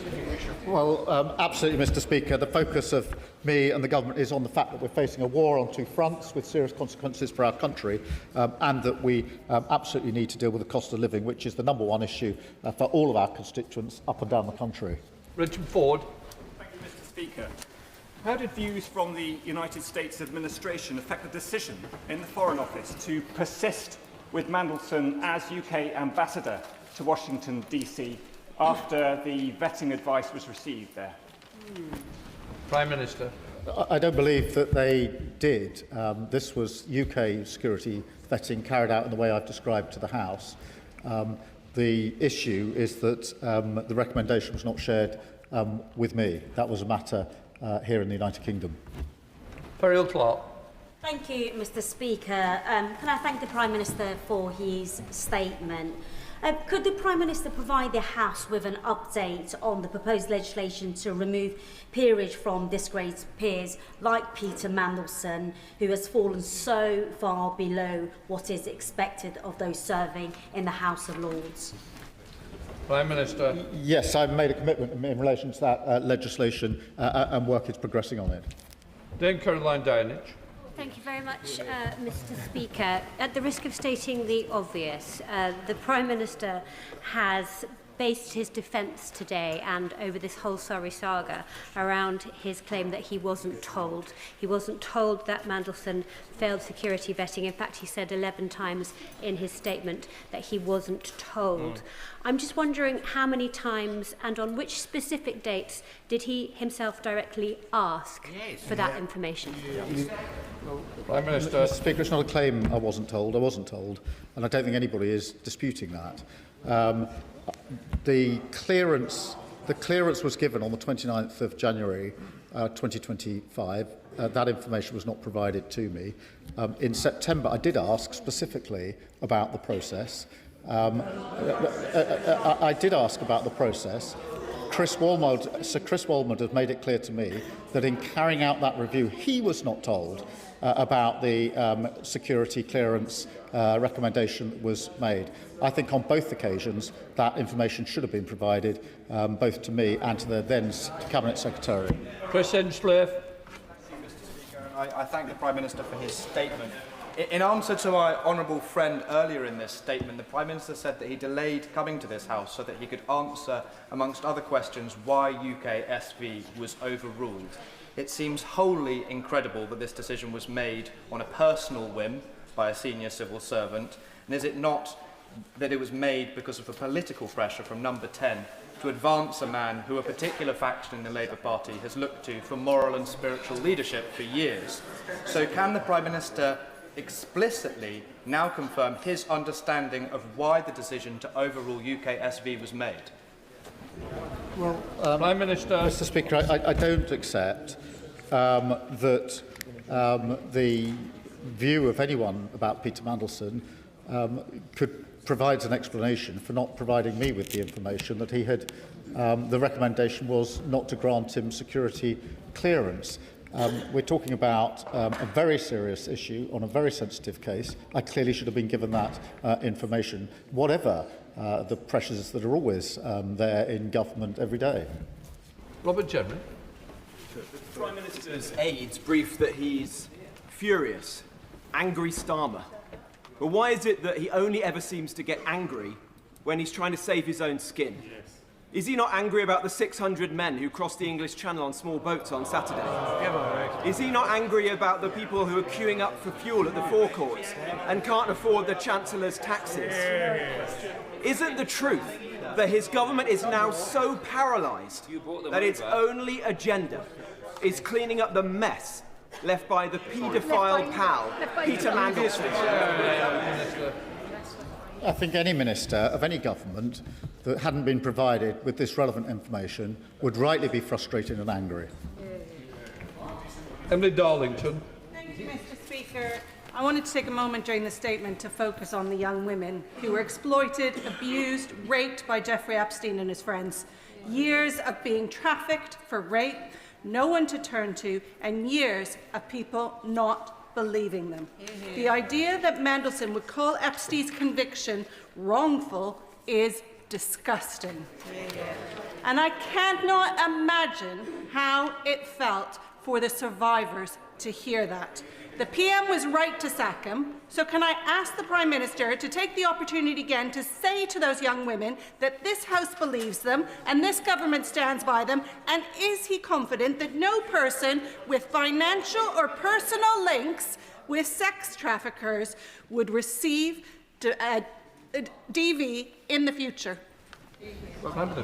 Can I thank her? And she's right to focus on the victims in this, and that's why I started this statement by making it clear that this was a judgment error on my part, and the apology I have made is to the victims, because I know the impact that this will have had on them, who have already suffered so very much. Katie Lamb. My right honourable friend, the Leader of the Opposition, asked this question, but I don't believe received a response. Was the Prime Minister aware that Peter Mandelson was a director of Starmer before he was appointed? Prime Minister. Mr. Speaker, I acted on the information that was provided to me in the due diligence process. The information that was dealt with in the security vetting process has not been made available to me, nor can that detail be made available to me. It's the recommendation that should have been made available to me. Arthur Brash. Mr. Speaker, one of the things that I find most difficult to understand in this process is that when this scandal erupted in September of last year, and before the Prime Minister came to this place and elsewhere to make statements about it, statements that he must have known would have involved talking about the vetting, why he simply didn't order officials to share the vetting with him. Why didn't he, and does he regret not doing it? Well, I did ask Sir Chris Walmond to carry out a review. I worked on the basis that all the relevant information would be shared with him. It was only last week that I found out from Sir Chris that he himself had not been provided with the information that he should have been provided for when he was carrying out the review on my behalf. Jeremy Corbyn. Thank you, Mr. Speaker. Can I take the Prime Minister back to the question asked by the member for Hackney North and Stoke Newington some while ago, when she asked a quite simple question: why the Prime Minister didn't ask any questions whatsoever about the nature of the security clearing that Mandelson had achieved, or why there was any doubt about him, or was he so obsessed with his determination to appoint this tainted figure to be the ambassador to Washington, he just wanted to ignore the rest and the officials just went along with it? Why didn't he ask the simple, straight question? Mr. Speaker, Peter Mandelson was given security clearance, and that was clear to everyone, including myself. What I didn't read, he was given clearance. He was cleared. He wouldn't have started the role if he hadn't been given clearance. As soon as it came to my attention last week that that was against the recommendation of UK SV, I did ask for the information I've now put before the House. Melinda Ward. Thank you, Mr. Speaker. We all agree that Peter Mandelson should never have been appointed, and the Prime Minister has said this clearly and consistently and taken responsibility, including by apologising. That is the right thing to do. Can the Prime Minister give further assurance that the Government will continue to comply with the humble address in full? Yes, I can give that assurance. We will. John Lamont. We got that. Thank you, Mr. Speaker. The Prime Minister said various things over the course of the last few weeks and months, which have now turned out not to be true around the vetting process of Peter Mandelson. Does the Prime Minister accept he inadvertently misled the House of Commons? Yeah. Prime Minister. No, I did not mislead the House of Commons. I accept that information that I should have had, and information that the House should have been before the House. But I did not mislead the House, and that's why I've set out the account in full. Anybody else? Jacob Collier. Thank you, Mr. Speaker. The Bloomberg files, which caused the Prime Minister to sack Peter Mandelson, revealed that Mandelson had been leaking confidential government information to a convicted paedophile during Gordon Brown's government. In his role as ambassador to Washington, there will have been access to highly sensitive and top-secret documents. So knowing that this was his previous behaviour, is there any investigation by the government or security services into potential leaks during Mandelson's tenure as ambassador? That's why I've asked for a review to be carried out in relation to the material that could have caused any issues in relation to national security. Luke Taylor. Thank you, Mr. Speaker. On the 12th of September, it was revealed in the Independent newspaper that Mandelson did not pass vetting by MI6 and therefore by UKSB. On the 16th of September, in this chamber, my honourable friend, the member for Tiverton and Minehead, made the same claim in the presence of the Minister, the Right Honourable Member for Cardiff South and Penarth. On hearing this information, did the Minister or the Prime Minister feel the need to ask if the specific claim there was true? And in the response that was given, that DV clearance was granted by the FCDO, as a KC, how did he not see the clear difference between the question that was asked and the answer that was given? And does he not agree with me that, in his own words, his explanation beggars belief? Prime Minister. Mr. Speaker, at various points, questions were asked, and questions were therefore put to FCDO. The answer back was the same because they took the view that was not information they could share with anyone, including myself. Dr. Ellison.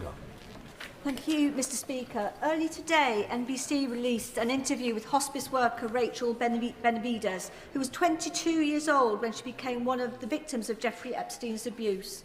For 27 years, she has been waiting for the crimes committed against her to be recognised. And as she told NBC, and I quote, "Until we are heard, until survivors are heard and believed, then I don't think there's ever going to be justice."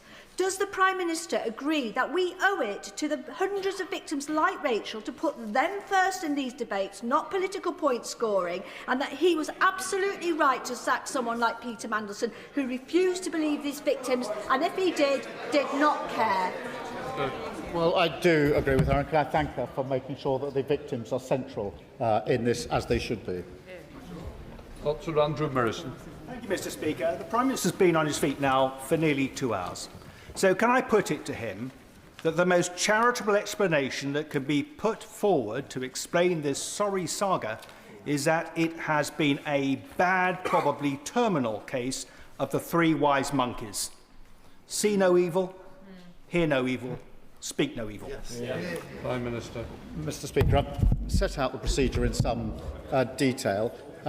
Information should have been provided to me. It was not provided to me. If it had been provided, I would not have allowed the appointment of Peter Mandelson to proceed in the way that it did.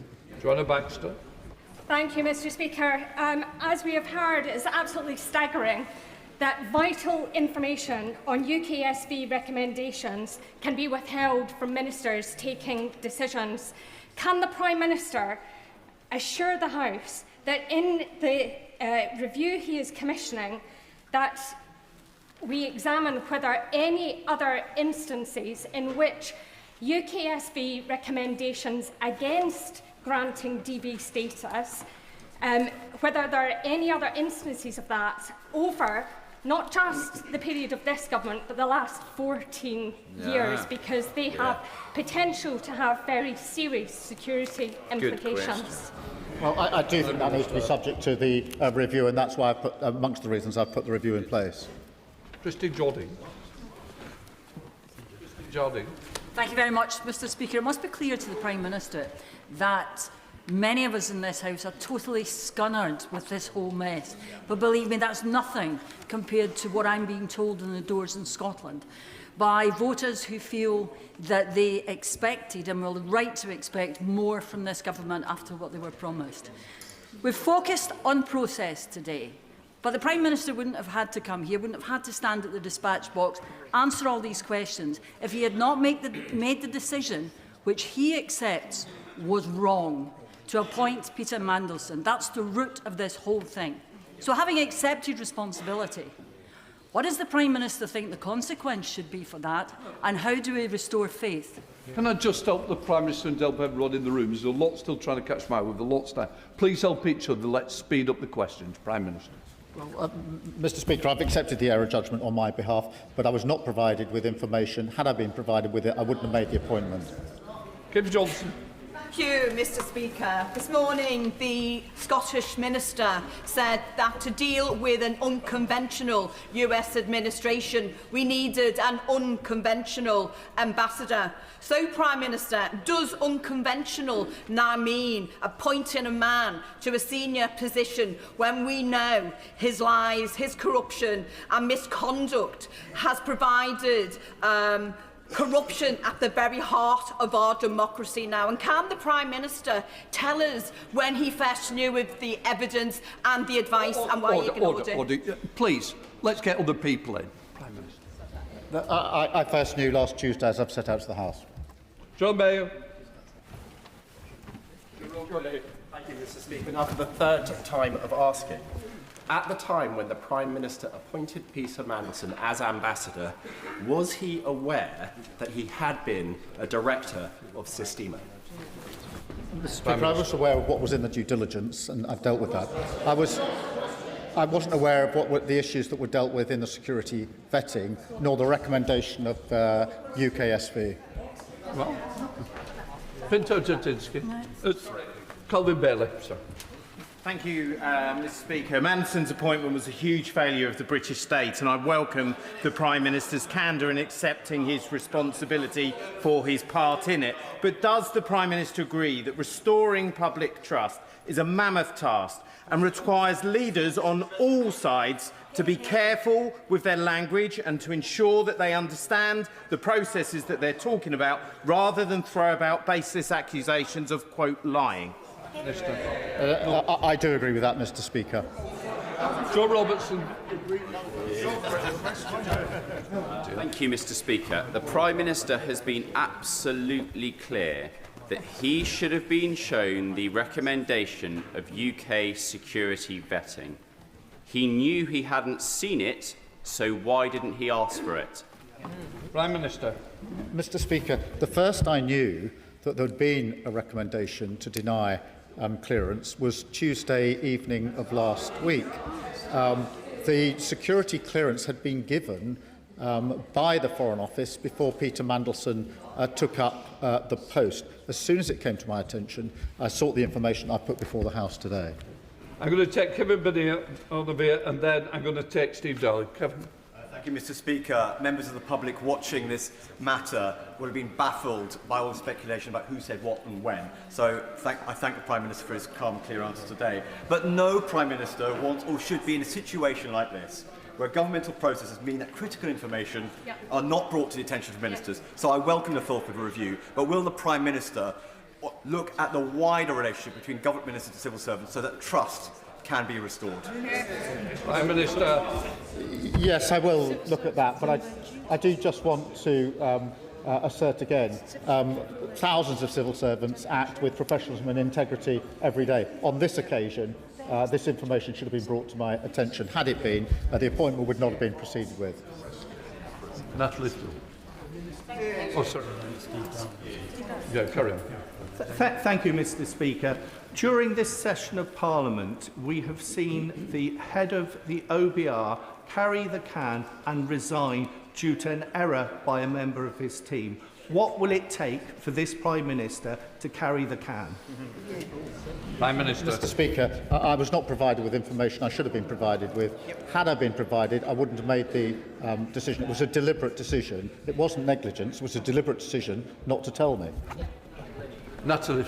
Thank you, Mr. Speaker. I thank the Prime Minister for his statement, and I thank him even more for the apologies on the appointment of Peter Mandelson and being here today. I want to commit the words once again to the record of Virginia Giuffre. I think they are particularly relevant to Peter Mandelson.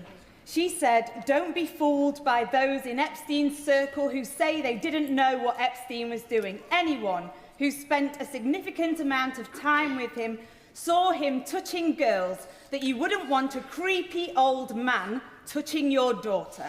They can say they did not know he was raping children, but they were not blind." Now, on the House, across the House, there is consensus that we need to get to the bottom of this. I absolutely accept that the Prime Minister did not know about the security vetting. But can the Prime Minister please update the House on when we can have the next tranche of documents from the humble address so that we can get to the bottom of who did know what and when? Prime Minister. Can I thank her for her campaigning on behalf of these victims and many other victims in relation to abuse, sexual abuse in particular, and her insistence always that we must put the victims first. We are complying with the humble address as quickly as possible, and we will comply with it fully. For Blandre. Thank you, Mr. Speaker. In the Foreign Affairs Committee meeting back in November last year, I asked Sir Olly Robbins whether the Foreign Office had a different view about who should be recommended for the posting of ambassador. Sir Olly Robbins said to me that the Prime Minister took advice and formed a view himself, and we then acted on that view. Isn't it the case that the Prime Minister was repeatedly warned before the appointment that Peter Mandelson carried reputational and political risk, including that due diligence was not exhaustive and that vetting was not yet complete, and yet he chose to proceed regardless, announcing the appointment, overriding civil service advice and putting our national security at risk? Prime Minister. Mr. Speaker, I simply don't accept that there's any good reason why I couldn't have been provided with the information that was withheld from me. Had it been provided to me, I wouldn't have proceeded with the appointment. Alison Taylor. Thank you, Mr. Speaker. Can I thank the Prime Minister for such a clear and comprehensive statement? I'm sure the whole House is grateful to him for doing so. Listening to the party opposite, the old adage about throwing stones in glass houses comes to mind. I don't think there are enough glass houses in Scotland to replace the ones that they are breaking today. However, Mr. Speaker, having set the record straight, does the Prime Minister agree with me that it is now the time to return to the important business of government in preserving the country's peace and security? Prime Minister. Yes, I do agree that the absolute focus needs to be on the fact that we're facing a war on two fronts and a cost of living crisis which this government is gripping. Samuel Wilson. Mr. Speaker. The Prime Minister has told us that the Cabinet Secretary gave him bad advice, Peter Mandelson lied to him, and the Foreign Office didn't tell him anything. He's really in danger of being known as the mushroom Prime Minister. Kept in the dark and fed, I don't know if I'm allowed to say it, Mr. Speaker, so I'm not saying it. But is the question not that he wished to remain in the dark? He knew in September there was a security vetting. and yet he never asked about it until April of this year. Surely that's an indication that he was quite happy to be kept in the dark because he'd made his mind up anyway. Prime Minister. No, Mr. Speaker. What I did was ask for the process to be reviewed, and Sir Chris Warmold carried out that review. What transpired last week is that information was withheld from him in the review. So I asked for the review. I did ask the questions. He gave me his conclusions. What neither he knew nor I knew was that he too was not told the relevant material in the course of that review. Whereas, Mr. Speaker, and I welcome the Prime Minister's statement, and I've sat here and I've listened today to one Conservative member after another preaching at us about standards of honesty and integrity. Can the Prime Minister remind us whether these are the same Conservatives who voted to change the rules on standards investigations in November 2021 just to get their colleague Owen Paterson off the hook? And can he remind us whether or not the Leader of the Opposition chose to abstain in that debate? It's not relevant, don't worry. Brendan O'Hara.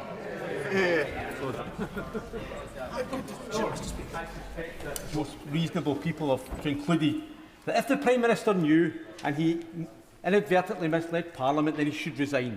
If he didn't know, then he's running an incompetent, shambolic government and really should resign. And if he was lied to yet again, then he's simply too gullible and lacking in basic curiosity to serve as Prime Minister.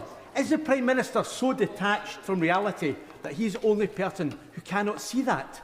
Mr. Speaker, the information was withheld from me. It was withheld from the Cabinet Secretary, who was conducting a review on my behalf. That became clear yesterday, and I've set out the facts to Parliament. Sir Desmond Swayne. On the 4th of February, at column 780, my right honourable friend, the Leader of the Opposition, asked the Prime Minister, did the official security vetting that he received mention that Mandelson had an ongoing relationship with Jeffrey Epstein? Prime Minister, yes, it did. What on earth was it that he received that he was talking about, which the Right Honourable Lady referred to as the official security vetting, and he said yes, he had received it? Yes, the due diligence report. Ayub Khan. Thank you, Mr. Speaker. I have a degree of sympathy for the Prime Minister, I truly do, because he set out very succinctly how he followed the processes and procedures. But as a member of the Bar, we are taught at a very embryonic stage in our profession that if you take on a client and there's something suspicious, then you contact the ethics line. As a member of the Bar and King's Counsel, that would have been a trait that he was all too familiar with. So can the Prime Minister answer the basic question for the British public? Why didn't he take that basic step? Peter Mandelson was granted developed vetting clearance by the Foreign Office before he took up post. It was only last Tuesday that I found out that that was against the recommendation of UK SV. Joe Morrissey. The Times reported last week that you repeatedly sought assurances from the FCDO that Peter Mandelson had passed security vetting. Is this correct? And when did you seek these assurances? Prime Minister. Mr. Speaker, he got DV clearance before he took up his post as ambassador. That clearance was given by the Foreign Office. I found out that was against the recommendation on Tuesday evening of last week. Helen Maguire. Speaker, I have two brief questions. Was the decision not to give Mandelson DV the view of the head of security in FCDO or only that of Olly Robbins? And secondly, what information did the Prime Minister know after sacking Peter Mandelson that made him change the appointment process so that, I quote, now an appointment cannot be announced until after security vetting is passed? It seems odd to me that this decision was made if the Prime Minister didn't know that Peter Mandelson had failed the vetting process. So what key information did the Prime Minister know then that made him review the appointment process? Well, the decision to grant clearance was made by the FCDO. After, in September, it became clear to me the answers to the due diligence that Peter Mandelson had given were not truthful, and that's why I set in place the various reviews that I did, and also changed the approach in relation to when developed vetting checks are carried out. Dave Mandel. Thank you, Mr. Speaker. Is the Prime Minister really saying that in the appointment of Peter Mandelson, he didn't himself consider that there might be issues with his vetting process, given his track record? And isn't it even more incredible that he then didn't query whether there had been any issues with that vetting process? Prime Minister. The fact of the matter is he was given developed vetting clearance before he took up his post as the ambassador, and that was a decision that was taken by FCDO. Zara Sultan. Speaker, in September the Prime Minister stood at this dispatch box and told the House he had full confidence in Peter Mandelson, a man whose relationship with convicted paedophile Jeffrey Epstein was public knowledge. The Prime Minister knew and backed him anyway. Now he claims he had no idea that this twice-fired government minister had failed MI6 vetting, despite journalists putting that directly to Downing Street that very same month. Mr. Speaker, we all know that the Prime Minister appointed Mandelson because he owes his job to him. He appointed him, he defended him, and now he claims to know nothing. He is gaslighting the nation. So let's call this out for what it is. The Prime Minister is a barefaced liar, and if he had any decency left... No, order. Sit and leave. Leave now. I'll name you otherwise. I'd go now if I were you. Leave. I'm not. Leave. I've no name. I've given the option to leave. I'd leave if I were you very quickly. Move before I read it and give me one option. Right, give me that. You have no duties. It's my duty to carry out and control this House. One chance. Do you want to leave now or not? Right. I name Zara Sultana. Minister, I beg to move that the name, the said member, be suspended from the House. Mr. Speaker, call Jane Kitchen. Jane Kitchener. I beg to move that Zara Sultana be suspended from the service of the House. The question is that Zara Sultana be named and leave this House. All those in favour? Aye. Leave. I'm sorry you've done this. I really am. Right. Come on, Rebecca Paul. Thank you, Mr. Speaker. 7 months ago, 7 months ago, a national newspaper ran the story that Mandelson had failed security vetting. So how is it even possible that no one in number 10 knew until last week? Prime Minister. A number of inquiries were made. Questions were asked of FCDO, and the answer they gave was the same. They did not disclose to me or anyone in number 10 that UK SV had recommended against clearance. Dr. Al Pinkerton. Thank you, Mr. Speaker. When the Prime Minister asked his officials in January 2025, as he surely did, perhaps with an element of surprise in his voice, so Peter actually passed his security clearance, did he? What was the scenario that then unfolded? Did Sir Olly Robbins declare, "I'm sorry, I can't tell you, Prime Minister, I'm not at liberty to say"? Did he actively seek to mislead the Prime Minister by simply saying, "Yes, Prime Minister"? Or, as seems more likely, did that scenario never take place because the Prime Minister never thought to ask? Mr. Speaker, what happened in January was that developed vetting clearance was given by the Foreign Office. That was the simple fact of the matter. It was only last week I found out the further circumstance I've now set out to the House. Paul Holmes. Thank you, Mr. Speaker. In the box note to the Prime Minister dated the 11th of November 2024, the former Cabinet Secretary, Simon Case, advised the Prime Minister that before appointing a political appointee, he should get security clearance before announcing. The Prime Minister ignored that advice. The Prime Minister's response in that box note is redacted. So I asked him a very simple question. What was his answer on that box note, and will he publish what he said? Prime Minister. Well, Mr. Speaker, I made it clear that my position was that the appointment was subject to developed vetting. I can't, in all conscience, remember what exactly was being redacted. Honestly, well, he's asking me what a redacted... I had the process I'd understood to be subject to developed vetting. That's why I asked Chris Wormald to look at the process and reference back to Simon Case. I'm running this 10 more minutes, that's it. Paul Kohler. Thank you, Mr. Speaker. The Foreign Office raised severe concerns regarding Peter Mandelson's links with Epstein, Russia and China in the due diligence report he received before the appointment was announced. The Prime Minister, however, brushed these concerns aside and announced Mandelson as ambassador nonetheless. Given what the due diligence exercise had already flagged, it was surely predictable Mandelson would fail security vetting for those reasons. But Number 10 had already told the Foreign Office, before Sir Olly Robbins took up his post, to proceed with the appointment. Notwithstanding these issues, that's exactly what he did, by putting in place necessary safeguards. So can the Prime Minister please explain why he's sacked a loyal and brilliant public servant? Prime Minister. Because he didn't bring to my attention information he should have brought to my attention. Had he done so, I wouldn't have made the appointment. Mike Wood.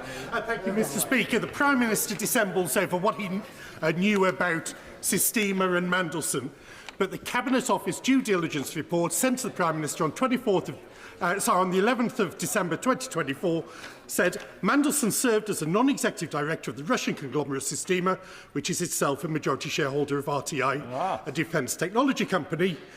Mandelson remained on the board until June 2017, long after Putin's annexation of Crimea in 2014. So will the Prime Minister finally confirm that he knew that Mandelson was a director of Starmer long after the invasion of Crimea, but appointed him anyway? Very good.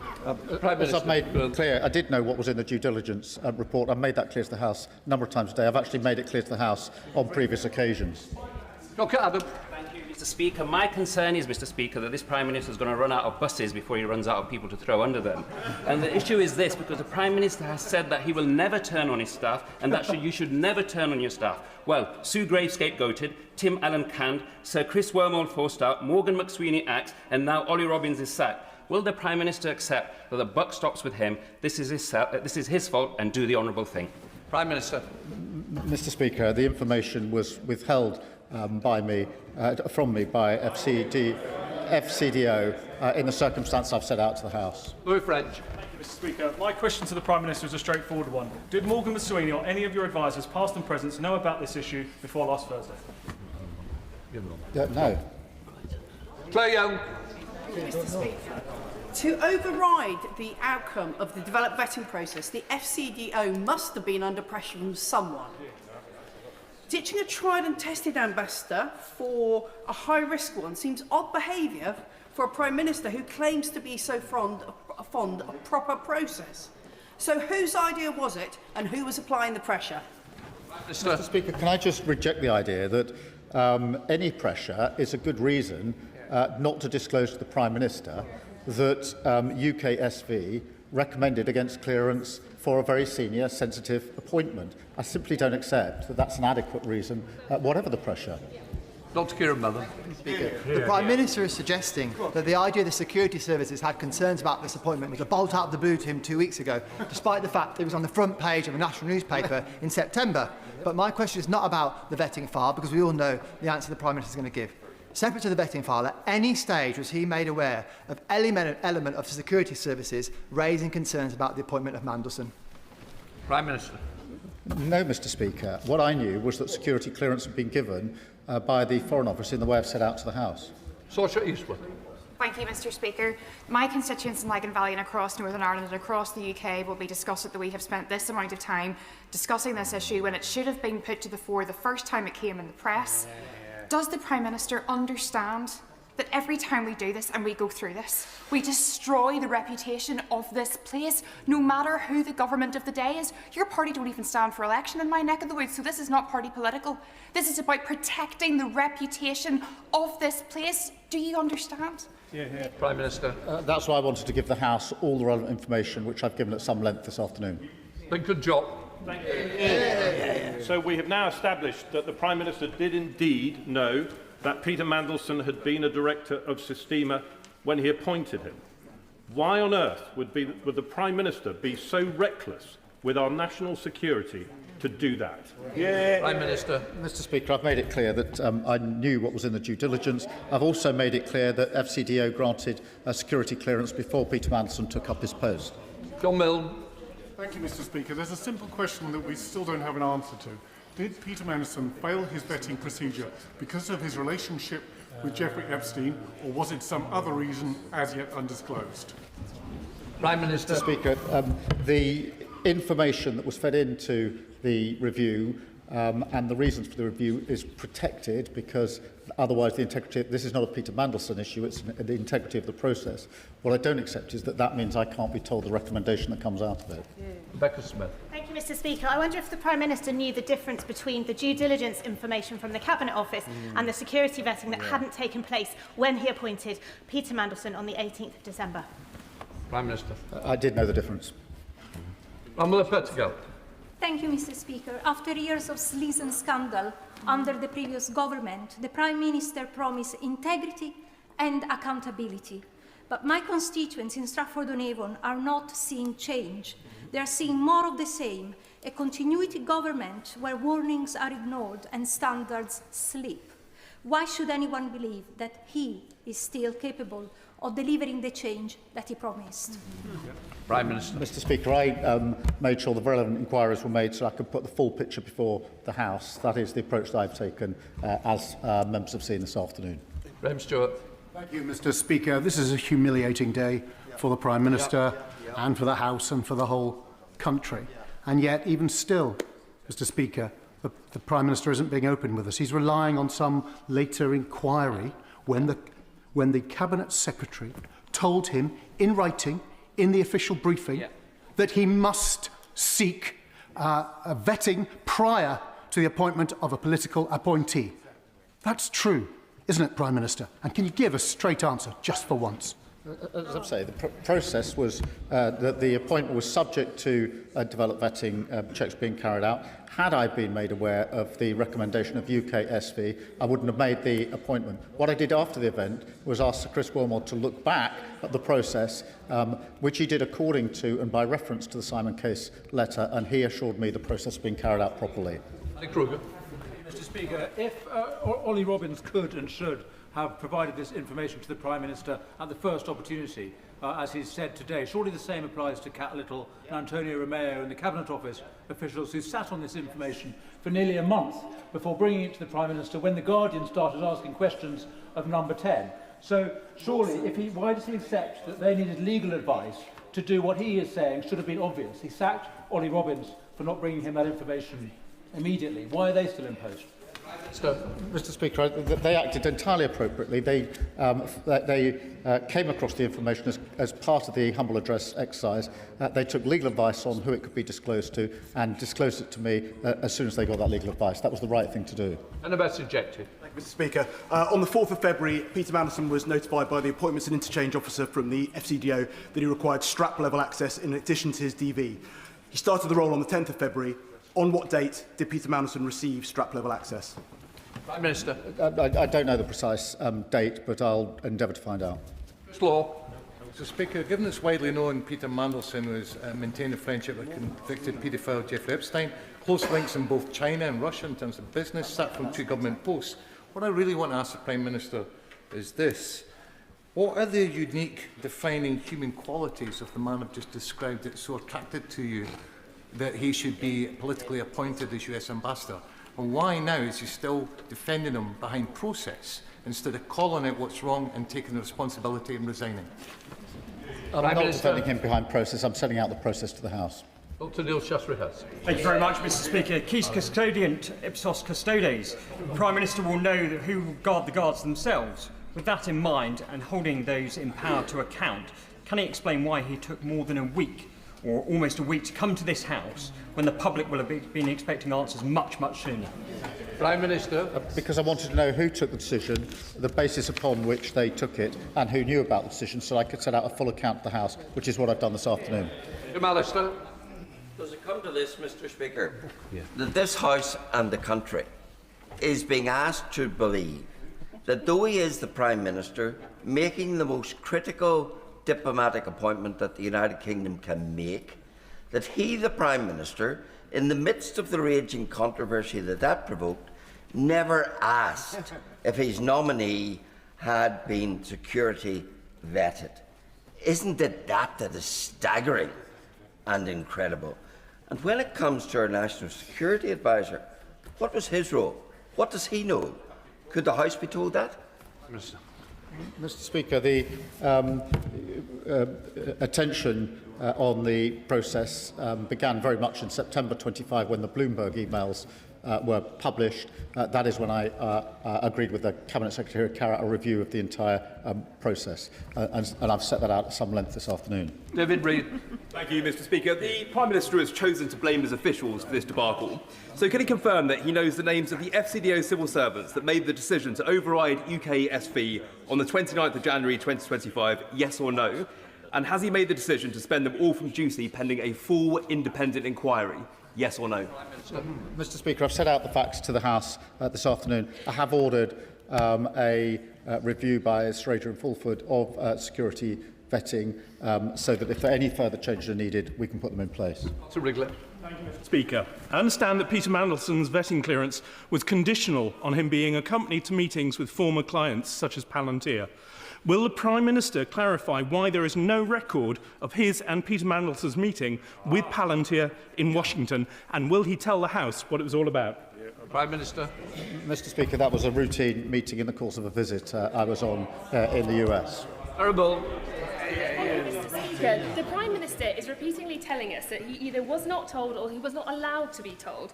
But what culture has the Prime Minister created around him and across the civil service that no one felt that they could or should tell him this sensitive information? Prime Minister. I reminded her that in the last 2 weeks, my senior officials have brought this to my attention, which is what they have. Before The Guardian, they brought it to my attention on Tuesday evening. That is what led me to ask further questions and make this statement to the House. Joshua Reynolds. The Prime Minister once promised to end the chaos and to restore honesty and integrity to government. Does he think that appointing a man who called a convicted child sex offender his best pal and whose connections with Epstein were already well known is consistent with that promise? And if it isn't, will he step aside and let someone else end his chaos and restore honesty and integrity to government? Mr. Speaker, I've accepted that I made an error in the appointment and apologised to the victims, as I must and as I did. Gregory Stafford. Thank you, Mr. Speaker. On the 4th of February, my right honourable friend, the Leader of the Opposition, asked the Prime Minister whether the vetting process had disclosed information about Epstein. The Prime Minister answered, yes, it did. In his response to my honourable friend, the member for New Forest West, he said, I've got confused between vetting and disclosure. But then in the answer to my friend, the honourable member for South West Devon, he said he knew the difference. So if that's not misleading the House, what is? I was asked about the vetting process. The due diligence is part of the vetting process. Rather than, as it were, rest on a technicality, I gave the House the information that I had about what I knew from the due diligence. It was clear what the Leader of the Opposition was asking. It was about Epstein. I knew that was in the due process, due diligence, and that's why I told the House about it. Adam Dance. Thank you, Mr. Speaker. The Prime Minister promised that, unlike the Tories, his government would govern well and restore public trust. Yet this whole sorry Mandelson saga has reinforced the belief in Yeovil and beyond that no government or politician can change. Can the Prime Minister explain to my constituents why he annoyed the then Cabinet Secretary's advice to get the security clearance before he confirmed Mandelson as ambassador? Prime Minister. Mr. Speaker, I've dealt with that issue on a number of occasions. Right, that completes the number of questions. We'll let the front benches change over.